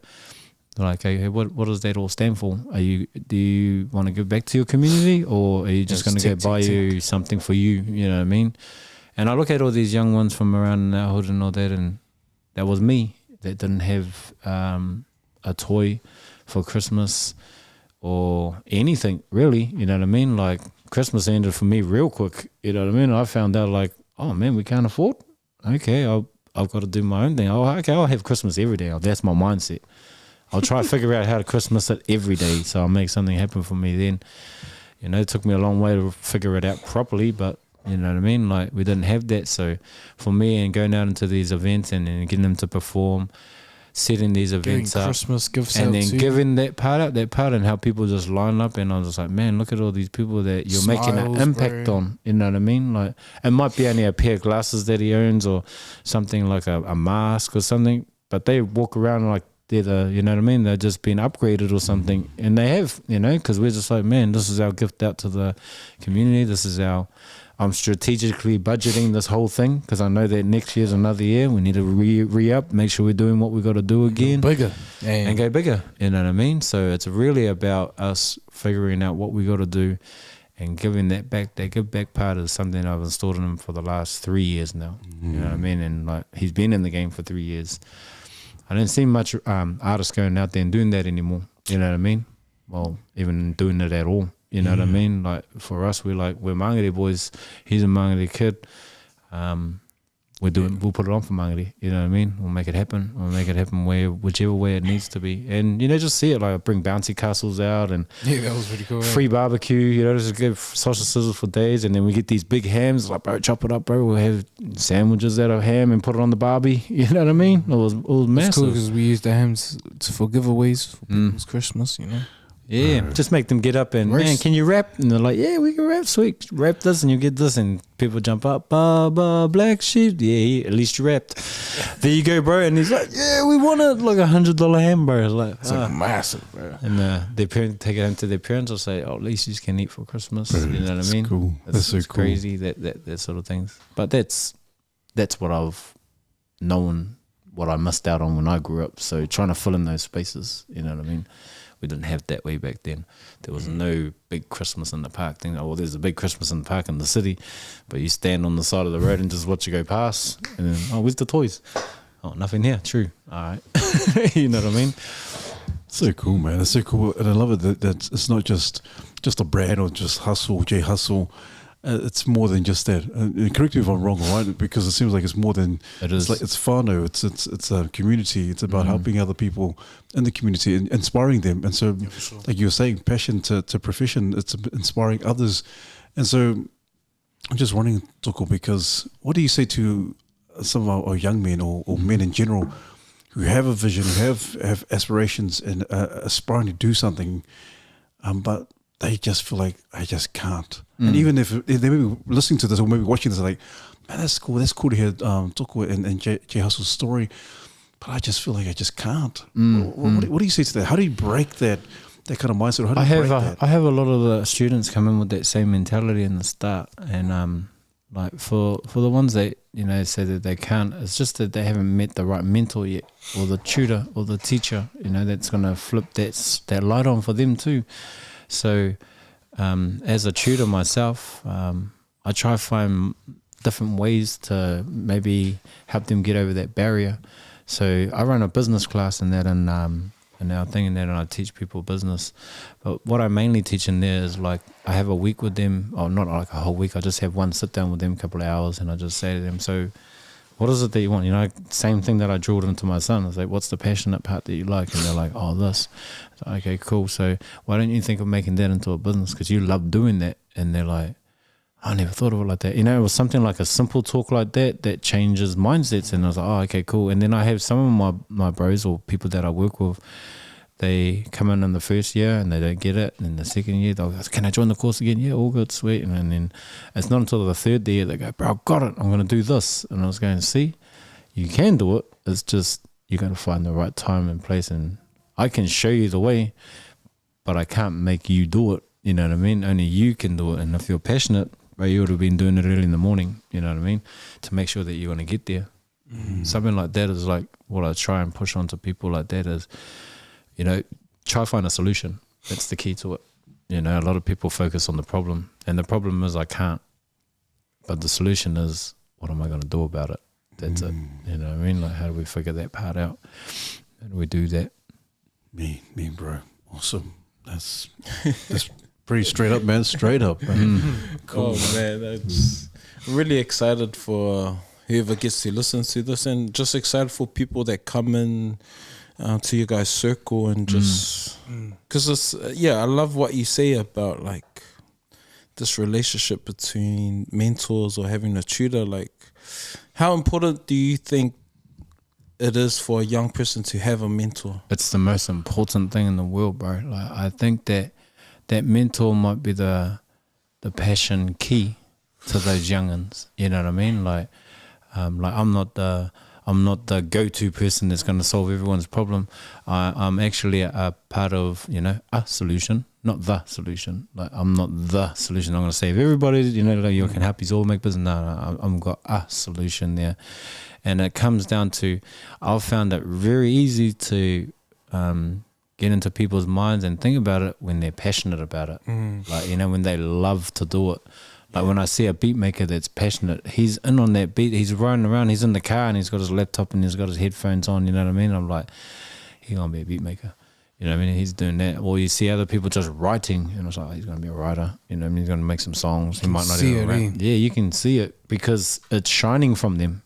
They just don't know how to harness it yet. Once they harness their... They hide it though, eh? Yeah, and a lot of people are like trying to humble themselves on what they're great at. It's like, bro, like if you're great at it, bro, be the best at it. Go out there and do it, Turning it into a business is everybody's like fear. it's a fear. They're like, man, taxes, GST, man, I'm gonna get to jail, all that stuff. You know what I mean? I'm like, man, you just gotta figure it out. Like, you know what I mean? Like, you know, there's ways around it. Like, even if you've got a big bill or something, or if you've got big GSTs or taxes and that, man, time payment it, get it out of the way, keep ID off your back, because they're just going to keep coming back with, oh man, got to do, you know, it's just, bro, just pay something off, give them something so that it keeps them humbly in their corner, you know what I mean? And you get it, like I had to do it myself, you know what I mean? That's why I understand this. My company went thing because I didn't know where to spend the money or how to spend the money before. Failure, and then boom, come back again, done it again. I was like, man, I keep doing the same shit over and over again. But third time, hell no, I'm not going to do that again. I know what needs to be done. Got me a great accountant, and she just says yep or nah, you know, to my crazy ideas. She's like, yep, man, that's pretty crazy, and nah, it's not going to work that way. So you're going to end up getting this. Okay, sorry, I even brought that up. Yeah, you got to have a good those people that understand that realm. My thing is getting specialists now. Like I understand as who's better at this than me. So for my classes, I actually fund the classes for these guys to teach for free. So they don't have to charge the student, you know what I mean? Like we're going to be like, I'm like, okay, I've got you 4 guys here. I can pay you guys for per class this amount if you teach it for free. And they're like, bro, I'm in, you know what I mean? And we've got this 10-week program that we're running right now that I fully fund, you know what I mean? I fund majority of it. Some of it comes from his, you know what I mean, from his clothing. When our, you know, checks don't clear on the 20th for the council work, you know, we got to wait till then. So we've got to chip into the business and pay our tutors, which is pretty cool too. Like, you know, having our tutors there, they invoice me out, teach them about how to become a business, and they're passionate about their part. Like my bro D-Love, he's the music guy. He's produced for people like Peter T, My Baby, that song. That was my bro. He's the tutor, Donnell Lewis. I've been teaching for them, making music for these guys for a long time. And now I've managed to put them in our community and say, man, who wants this gold? It's over here, bro. Just got to come in and sit in and show up. That's it. You know what I mean? That's cool. Now we've got those, and we've got art people, and I've got a clothing guy that, shout outs to my bro Si. I taught him how to use a cutter, how to do a press and everything. Level, and then he's just like, bro, we can do zoom. And I was like, damn, you were passionate about that, eh? I was just like in there like figuring it out. And this guy passionately came in and boom. So I said, bro, I got your job. Can you teach that now? And he's like, bro, I'd love to. You taught me it. So that's the best thing I can do is give it back to somebody else. I was like, wow, mean. So I got them, my art project guy, my bro Harley, shout outs to him, and one of my new friends that I've just met recently, this guy Samir's only 25 years old, and he's connected so many dots for us that I've been missing for a long time. And like this guy's way younger than me. Bro, he's the man, bro. And I'm like getting, like as much information as I can. I'm like, man, and he goes, yeah, you just do this, and use this program, use this. I was like, man, I've been sitting there for nearly 20 years trying to figure that part out, and this 25-year-old comes in, wanted to be on the course first, and I brought him in to be on the course, and then he showed me what he was good at, and I just pushed him straight into a tutor. And I said, here, bro, I'll pay you every week to do that, what you just taught me, bro.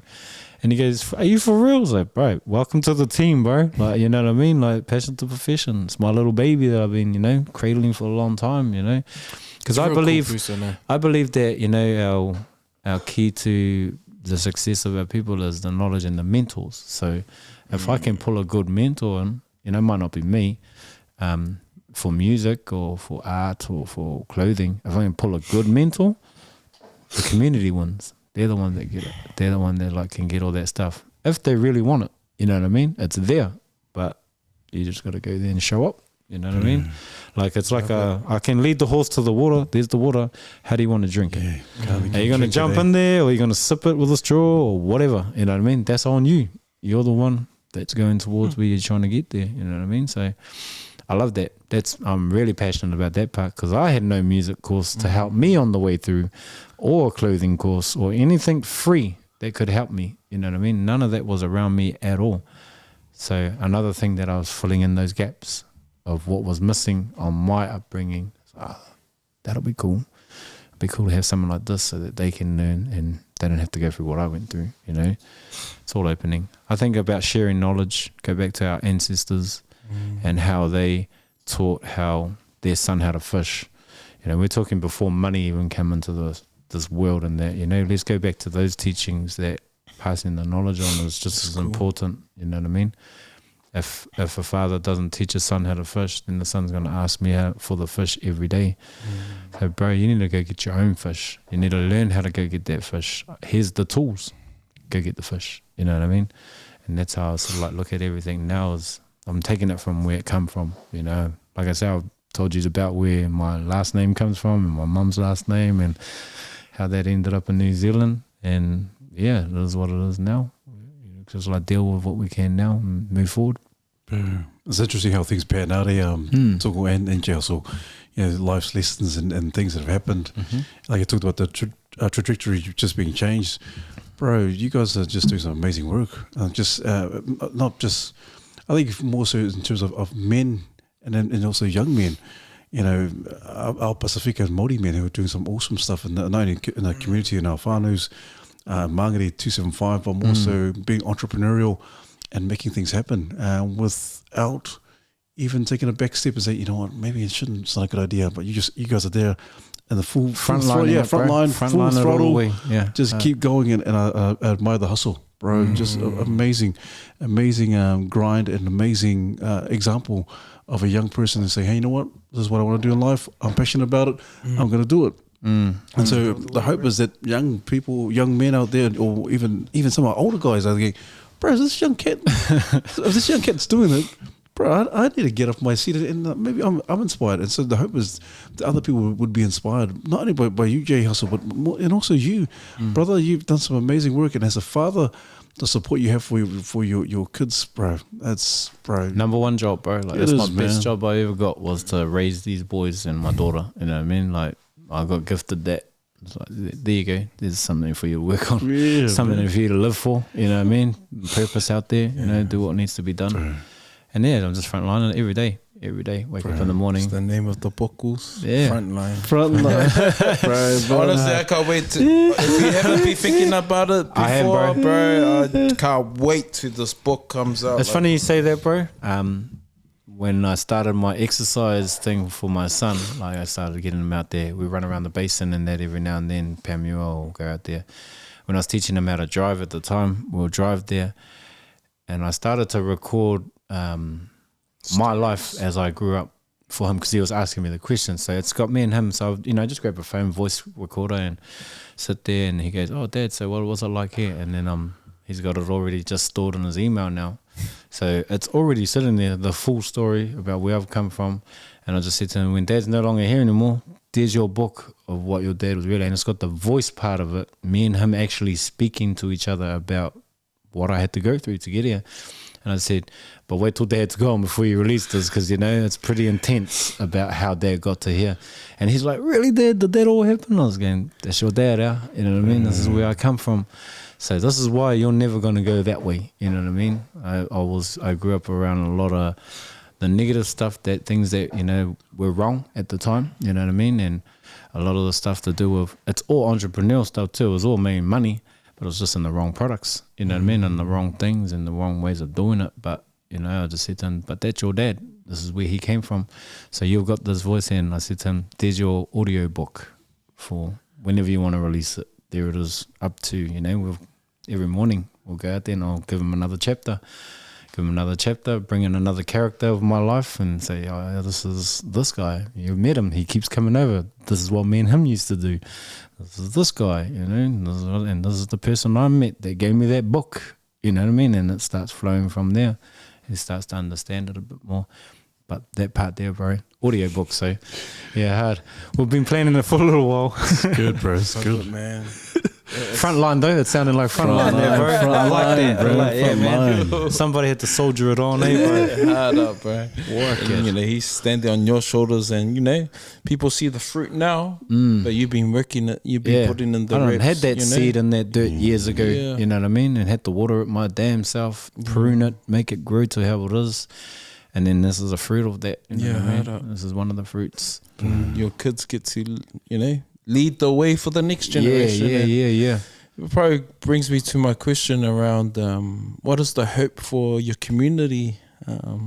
Man, what I'd like to see for my community is more of not so much what we do or what it is, but more open. You know what I mean? Like, I'd love to see our community with new schooling ideas. You know what I mean? Like new ways of teaching kids. Hence the reason why I started my own Passions of Profession, because I teach totally different from. It's no NZQA. It's none of that stuff. You don't get any award at the end. The only award you're going to get is when you sign your company up and you get that little paper to say that you're a company owner.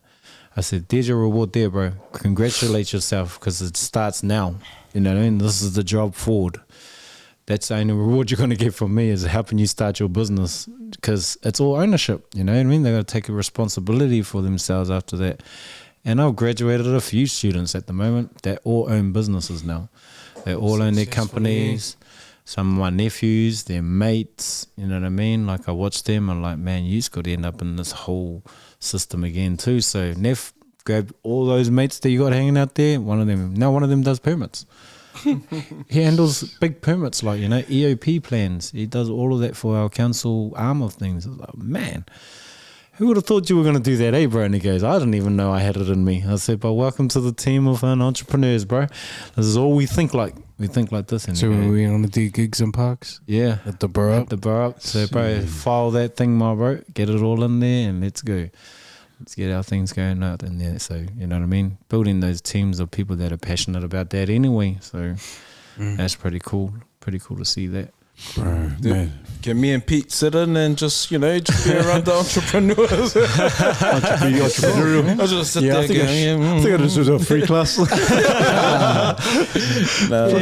For sure, bro. For sure. I mean, man, shout out to you guys for like being, you know, opening the doors of opportunity for the next generation and for our people. And there's not many doors. There's certain pathways that people are afforded, you know, and I always I've heard this saying, and you've probably heard the saying from some of the hood dudes, like, I didn't choose this path chose me. And it saddens me sometimes, because it's like almost like their circumstances led them to believe that this was the only path. That's right, bro. You're exactly right there, bro. Like that mindset set up in their mind to say that this is what life's given me, and I'm gonna roll with this. You know what I mean? Like, man, I know exactly what you mean, bro. You know, because at the end of the day, we're all responsible of what we think and how we project it. You know what I mean? So as soon as someone's mindset's in that trap, you know what I mean? It's a little bit harder to start transitioning out of that, because you've already accepted that. Like, you know, I could have accepted that they said that I was part of this gang culture and all that. Like, yeah, my family is all day, and I catch up with them and I eat with them and I do all these things with them all day. But that doesn't mean that that's what I am. You know what I mean?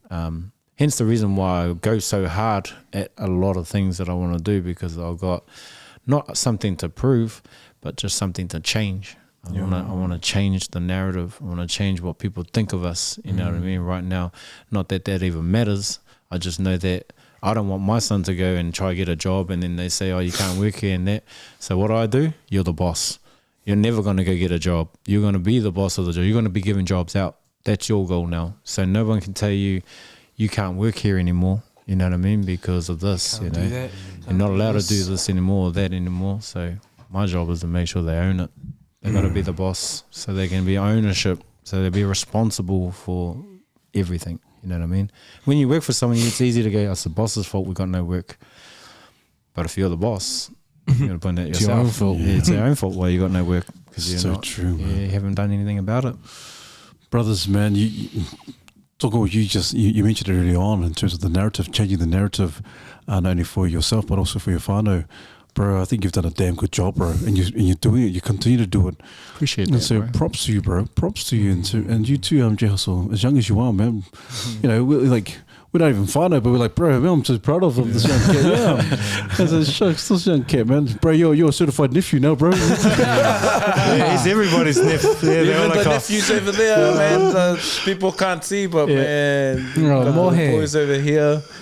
They were like, Dad, can we come? Dad, can we come? I was like, man, remember what I said? Sit in the corner. Hey. You know what I mean?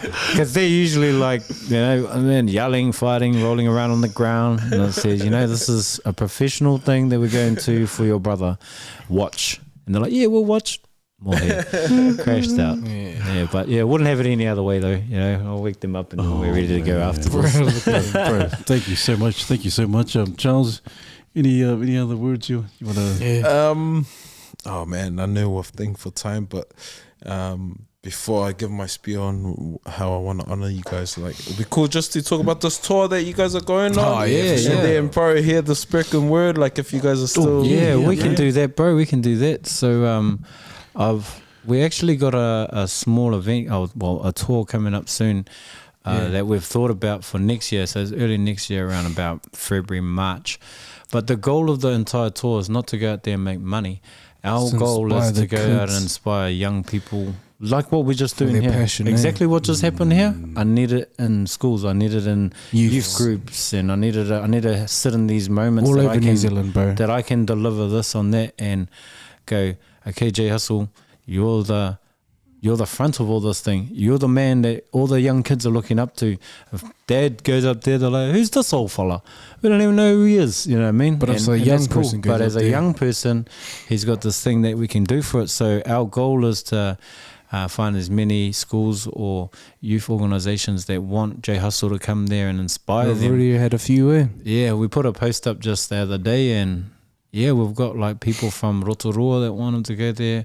My people up in Moerewa. Christchurch. Christchurch. We're going to Taranaki soon. And it was the people in Taranaki, a youth group, that asked for J Hustle to come there. And I said, so what's the plan? And they're like, oh, we just want him to talk to the kids, bro. And I was like, oh, okay, we're at that point now. So my mindset switched into inspirational, motivational speaking with him and going out there and perform. But we got to show where the sustainability sits. So there's workshops that come with this. So there's him performing, there's him doing his music and inspiring the kids, DJing. And then there's workshops that he'll probably workshop with it as well, about how to make beats and how to record music, how to actually make clothing. So my passion to profession tutors are on our way with this tour. So we're all coming together as a family and then going around, to try and influence other people about, like, it's sort of like a mini passion to profession tour with one of our first students that is so young that we want to push out there. And you know, that tour there, we come up with the concept just maybe a few days ago, and then my son said, I want to go around to schools and really inspire the people. I was like, man, I got you. I said, man, leave that part to Dad. You know what I mean? I'll line it all up. By the know how quick it was going to be, to be honest. Man, everything happens like doing this, and then if it's meant to happen, it'll happen like how it's happening. That's why. That's why it's going like how it's happening. And people are reaching out now, youth groups. I think one of the most ones that got me, bro, because I talked about my parents going through social welfare care and all that. Oh, yes. There's a youth group, not a youth group, sorry, it's a mothers group. And this mothers group, they're recovering addicts. They come from recovery and that, getting over in rehab. But the thing that got me with this lady, she just said to me, it's not about the ladies here, it's about their kids. So their kids are teenagers, and they're about to get put into the social welfare system because the parents aren't, well enough to look after the kids. And that touched me because I'm from that, you know what I mean? Like, my parents went through that, and I know what that's going to happen to those kids if they do go into that system. It's heading to the gangs, it's heading to the things. Nothing wrong with the gangs, because gangs is actually family to some people, and that's what it is. But they're going to head into a thing where they don't have that love from family, you know what I mean? So when they told me about that, and they want my own son to go there and inspire the kids before, maybe intercept it and give them a chance before they actually get taken away or anything, blew me away, bro. And this was just in the last couple of hours before we come here that this message come through to me. I was like, look at this, son. Look at these people that I never ever thought will reach out to, but it so relates to us. You know what I mean? Like, shout out to everybody that's been sharing it around too. Yeah, like we got this post out there that, just asking who wants them to come to their school or things in there. And I'm doing the logistics of it now. There's funding for the tour that he can do, so I'm just going to utilize that to, make sure that he can go and accommodate himself, make sure we can have camera people, make sure we got all the stuff that goes with the tour, you know what I mean, to make it happen and that. So that's our thing that we're looking at doing and that, and we can't wait to go to these places. Yeah, pretty excited. Palmy has been asking about it too, and so many, and I want to go to the small towns. Not the big towns. Not the like, big ones, just like the small ones. ones, like our Murewa and that. Like that's primo up there. He's got a good following up there. A lot of people love what he's done up there. We've run bombing competitions up there with him, performing on the waterfall. It's beautiful over there. It was mean, you know what I mean? It's good to see. So just to go back and inspire these kids and that, and anybody else that would love this type of kōrero like what we've just had here, because I'll be doing my part, he'll be doing his part, and our tutors will be doing their part. Like I said, the mentors, having someone there that the kid might go, man, I like the clothing part. That got me. Boom. Okay, sweet. We've got one kid here in this community that's going to carry on this legacy or whatever it is that's around there too. So it's pretty cool to see that. You know what I mean? That's awesome, man. Props, man. Yeah, so his first tour too. Like he hasn't been out there and done anything like that, or I've seen tours, but not done it myself. You know what I mean? you've been around all the tours Dad had to do. You know what I mean? That's awesome. Yeah. I'll definitely get you guys come through some of our youth group stuff and Bro, guaranteed, bro. Line us up, bro. Line us up. We're looking at them between February and March. So any of those dates in there, bro, send me those dates for what would suit you guys, bro. Because we're getting a lot of people, and the more the merrier, bro. I'm gonna do as many as I can. Like there's no like, oh, you're only gonna do 10.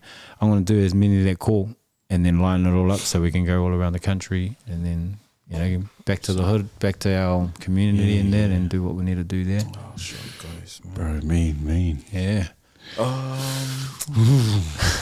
moment, that moment. Yeah, Let's do this, son. eh? Let's do this. You got this. You know your verse properly? Kinda. Oh, well, never mind, kinda. You got to deliver. So I'll just speak a little bit about this song. So this song is called "The Game Don't Change, Only the Players Do." It's something that I've come from, and we put it in a third person's narrative. So it's not me, it's not him. It's the people that I know. It's people that I've been growing up around. And the story in between this whole song is about how you choose your paths, but there's consequences for the things that happen. You know what I mean? And a lot of people don't hear the consequences. So our third verse in the song is about the consequences of the decisions you make. You know what I mean? So when I say the game don't change, only the players do, it's like there's a cycle out there right now. You go through stuff, and then the next young one will come through and do it next, and then the next, because that's the cycle. That's how it goes. So wrote this song a little while ago, and I wanted JHu to hear it way back then, but then as he got into an artist, I was like, actually, you're going to be on it. You're going to say this part, and I'll do the second part. You do the third part, and I'll do the fourth part. And then now me and him's got a song together. You know what I mean? Like after all these songs that were released with everybody else, Dad hasn't even got a song with him. And everyone says, they're like, man, why didn't you two do a song? I was like, man, we got one. We've had it for about 5 years. You know what I mean? But we're just waiting for the time. And I think right now, with all the youth crime that's happening right now, I think it's perfect. I think it's perfect for it, you know, coming from experience, coming from watching other people go through these situations as well too. So we can't sing the hook because a girl sings it. So we'll just let that part go and we'll just go straight into the verses.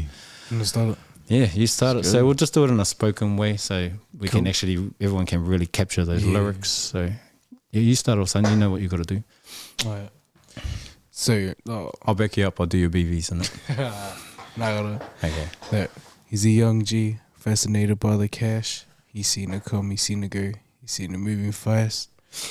So couldn't learn it quicker than he do in class. Ninja knew that. Oh wait, that's the wrong. That's it. That's it. Then he do in class.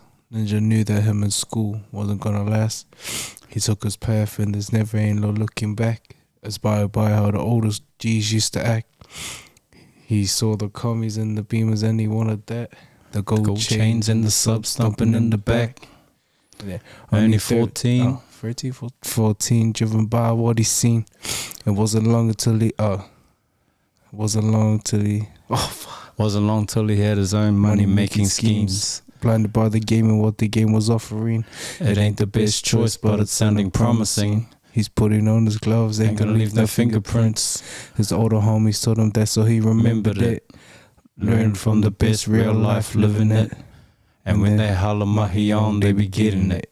That's the start. That's the first verse. So he's just talking about in that verse about how he's been influenced by people That he's around seen. him that he's seen, and he wanted that dream too. You know what I mean? So I'll kick in the second part. So this is the person that that grew up from watching this person and coming into the next narrative.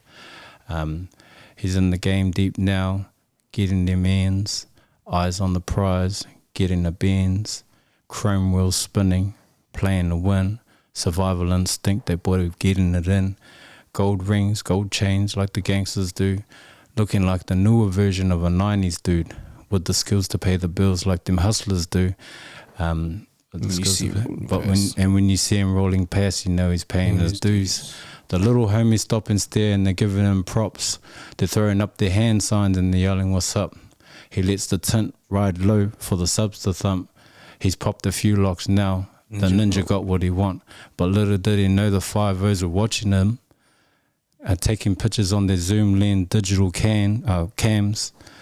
They see a lot of money, so they're scheming up on a plan because they can see he's coming up, and he's coming up fast. So in other words, he's getting watched in the criminal activities that he's doing, but he thinks he's smarter than that. You know what I mean? And then the last verse goes, it's got me and him both in the last verse. And the last verse starts off with, he can feel the heat getting really close to him, all because he drove around on a Mercedes-Benz. Was it because he had a whole lot of hating friends? It could have been those rings. It could have been that necklace. Whatever that it is, he's going to learn his lesson quick. Because when police come knocking on the door, there ain't no love in it. There ain't no love in it.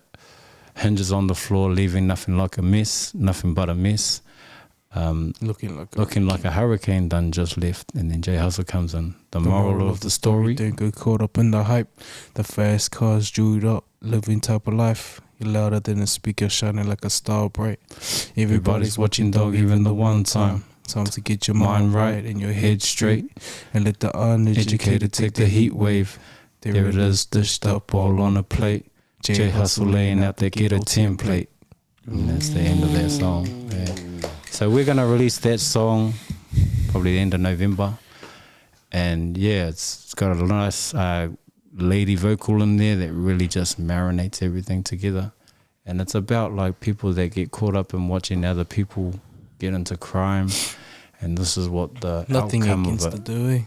No. Dad grew up from that, you know what I mean? I've seen these people, I know these people, I've seen how that thing works. So the song was been written a long time ago, so it's one of those things that time was just waiting for the essence to release, and now I got it with me and my son, and it was a bit rusty in that one, but probably because we didn't have the beats. Bro, hey, all good, man, all good. Man. Like, Trying to remember the words. especially what's happening out there now, and it just seems like there's this positive voice that can, speak against it and speak to this next generation, especially our vulnerable youngins up there, and having someone like Jay Hustle that's similar age, but that's on this pathway using the old narrative. That's right, bro. Being a signpost for a new narrative. And I think it's really important. I can't wait for it to come out. And man, I was gonna like that when you guys were sharing. So bless you, brothers. Right, thank you. Man, talk what you guys do. Man, I just really inspired just hear your guys' story. I look forward to where this journey takes you. I look forward to this tour. I look forward to having a positive narrative out there that will help our people to survive in this reality that we are living in, and to hopefully for others just to catch this fire. 'Cause we need, catch this fire. This is what it's about. There's always this other influence, and it's a negative influence, and Everyone has a choice. Everyone has a pathway, but there's always consequences to the choices we make, and we want to be rewarded for the choices we make. Yeah. That's exactly how I feel, bro. Like, you know, I feel like we want to be rewarded for those choices instead of the wrong narrative of those choices. You know, like if you know it's wrong, you know it's wrong. You know what I mean? And there's a consequence to that. If you know it's right, there's a consequence to that too, and it's greatness. You know what I mean? So it's up to us. Which path do we want to take? It's left or right, bro. You know what I mean? And the more we can help guide our kids through those things and that, the better for everybody. I mean, like for your families and all that as well. You know, like I really appreciate that.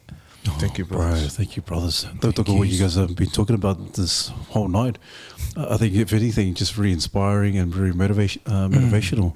Not only as individuals, but also as father and son. It's a beautiful, beautiful, It's my bro. It's my bro right beautiful there. relationship. Beautiful relationship. And We I need think, to normalize this. I think a lot of men so are going to be very encouraged, and I think a lot of men are going to be very inspired. And learn, man, this what you're doing, Toko and JHu, in terms of relationship as a father and son team.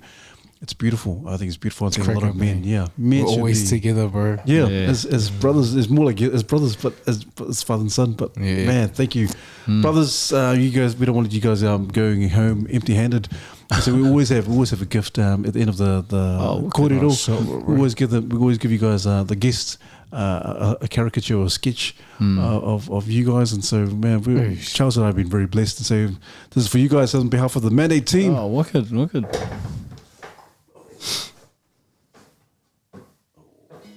Hey, look at that. Look at that, son. Holy hell. Show my brother. Oh man, thank you, So brothers. who's the artist? Thank you, brothers. You? Thank You you. the artist? Yeah. Oh, wow. Thank you, brothers. Thank you. Damn. Thank you for I always tonight. like to take the credit, but that's not my passion. Wow, very humbling to see. You know what I mean? Like, Bro, this picture's gonna be worth so much. yeah, but like, I just want to say that, like, you know what I mean? Like, you guys have, given us a platform to express ourselves, to show my son how important everything is around us. You know what I mean? And to see something like this, bro, like, blew me away, bro. Blew me away. It shows me that I'm on the right path of what I'm trying to achieve. So, you know what I mean? Things like this we'll always cherish for our, for the rest of our lives, to know that we're on the right track. And, these are the sort of things that show that sort of stuff too, bro. So, Awesome. man, Thanks, brothers. thank you, bro. I can't believe it. My first one ever, bro, in my life. Nobody's ever given me some type of gift like that in my life, bro. I've had other things gifted to me and that, but nothing like this. Oh man, thank you, brothers. But brothers, just one more thing. Is there anyone that you can think of that could be ideal to come on the podcast? Anyone that you think, oh man, they got a good story. We They got should be on. so many people, man. Who could I suggest here right now? I know so many people that would benefit from this seat. Ooh. Are you talking artists or just people in general? Anyone in general, man. Anyone that you feel that whoever's listening on the other side will just be. Have you had the bro Fitz from 275? No. You're the second guy. I'm planning We're to working put on the Fitz. I could have with Fitz. Yeah. Me and him got this energy between us right now that is like, man, making it work. So I like his kōrero. I love what he's about. He's a business owner. He's a father as well. Shout out to the barber shop. He's the barber shop owner. You know what I mean? And like, but I'd love to see him on here because he's just as open as I am. You know what I mean? And we got the same mission. We got the same goal. We want to do the same things for our kids, and he's doing the same thing for his kids and his community. You know what I mean? Like so much great things that man's doing. So that's probably my suggestion, bro. All good, man. Fitz. Yeah, no worries. I caught up with Fitz yesterday. So so Fitz, come on, man. We need you on, bro. Yeah, Awesome. hard. I'd love to have him on and do his thing over here. That'll be dope as. That'll be cool. That'll be cool as to see that happen. Very awesome, brothers. Awesome. But what? Any last words? Any last words of encouragement for our men? Like I said, just listen out for our kids. They're actually screaming out to us for what they want to do. It's just like, how do we grasp that and make it happen for them? Because our kids are our future. We're not going to be here forever. I always tell my kids this. I say, Every tomorrow Dad might not even be here. So I need you to get this now. I need you to understand why Dad's up every morning, why I'm trying to keep fit. before everybody else. Somebody's got to do it, bro. But like, you know what I mean? Like, I want them to understand that one day we're not promised tomorrow. If anything happens to Dad, I'm really happy right now that if anything did happen to me right now for tomorrow or any day onwards, I know my kids have got this because I think I've planted enough seeds in there. It's up to their water now. What are they going to do about it? How are they going to do it? And you know, like all the moaning that I give to them, say, hey, get up, do this, do that, do that. It'll probably resonate when I'm not here. You know what I mean? Yeah. So that's one of those things that I'm grateful for that these guys already know. You know what I mean? So, That's awesome. Awesome, man. Jay Hustle, you anything you want to impart to the youngins? Just keep out of trouble. To be honest, yeah, I reckon. You know, there's different ways out there too. Not just that one way you see. You know what I mean? There's always different ways. Yeah, that's me. and what's the chase? What do they got to chase? Just chase your dream, bro. Here it is. Whatever it is, keep it pushing. Here it is. Yeah. Chase that dream. Chase that dream, bro. Chase it, brothers. Thank you once again, brothers, to Toko Manuel and Jay Hustle. Thank you so much, brothers. Please like, subscribe, and comment. We look forward to your well thought out comments. But once again, thank you to the brothers. Been a blessing. And so, as usual, Refine unlock. and take charge. Yeah. Mandate.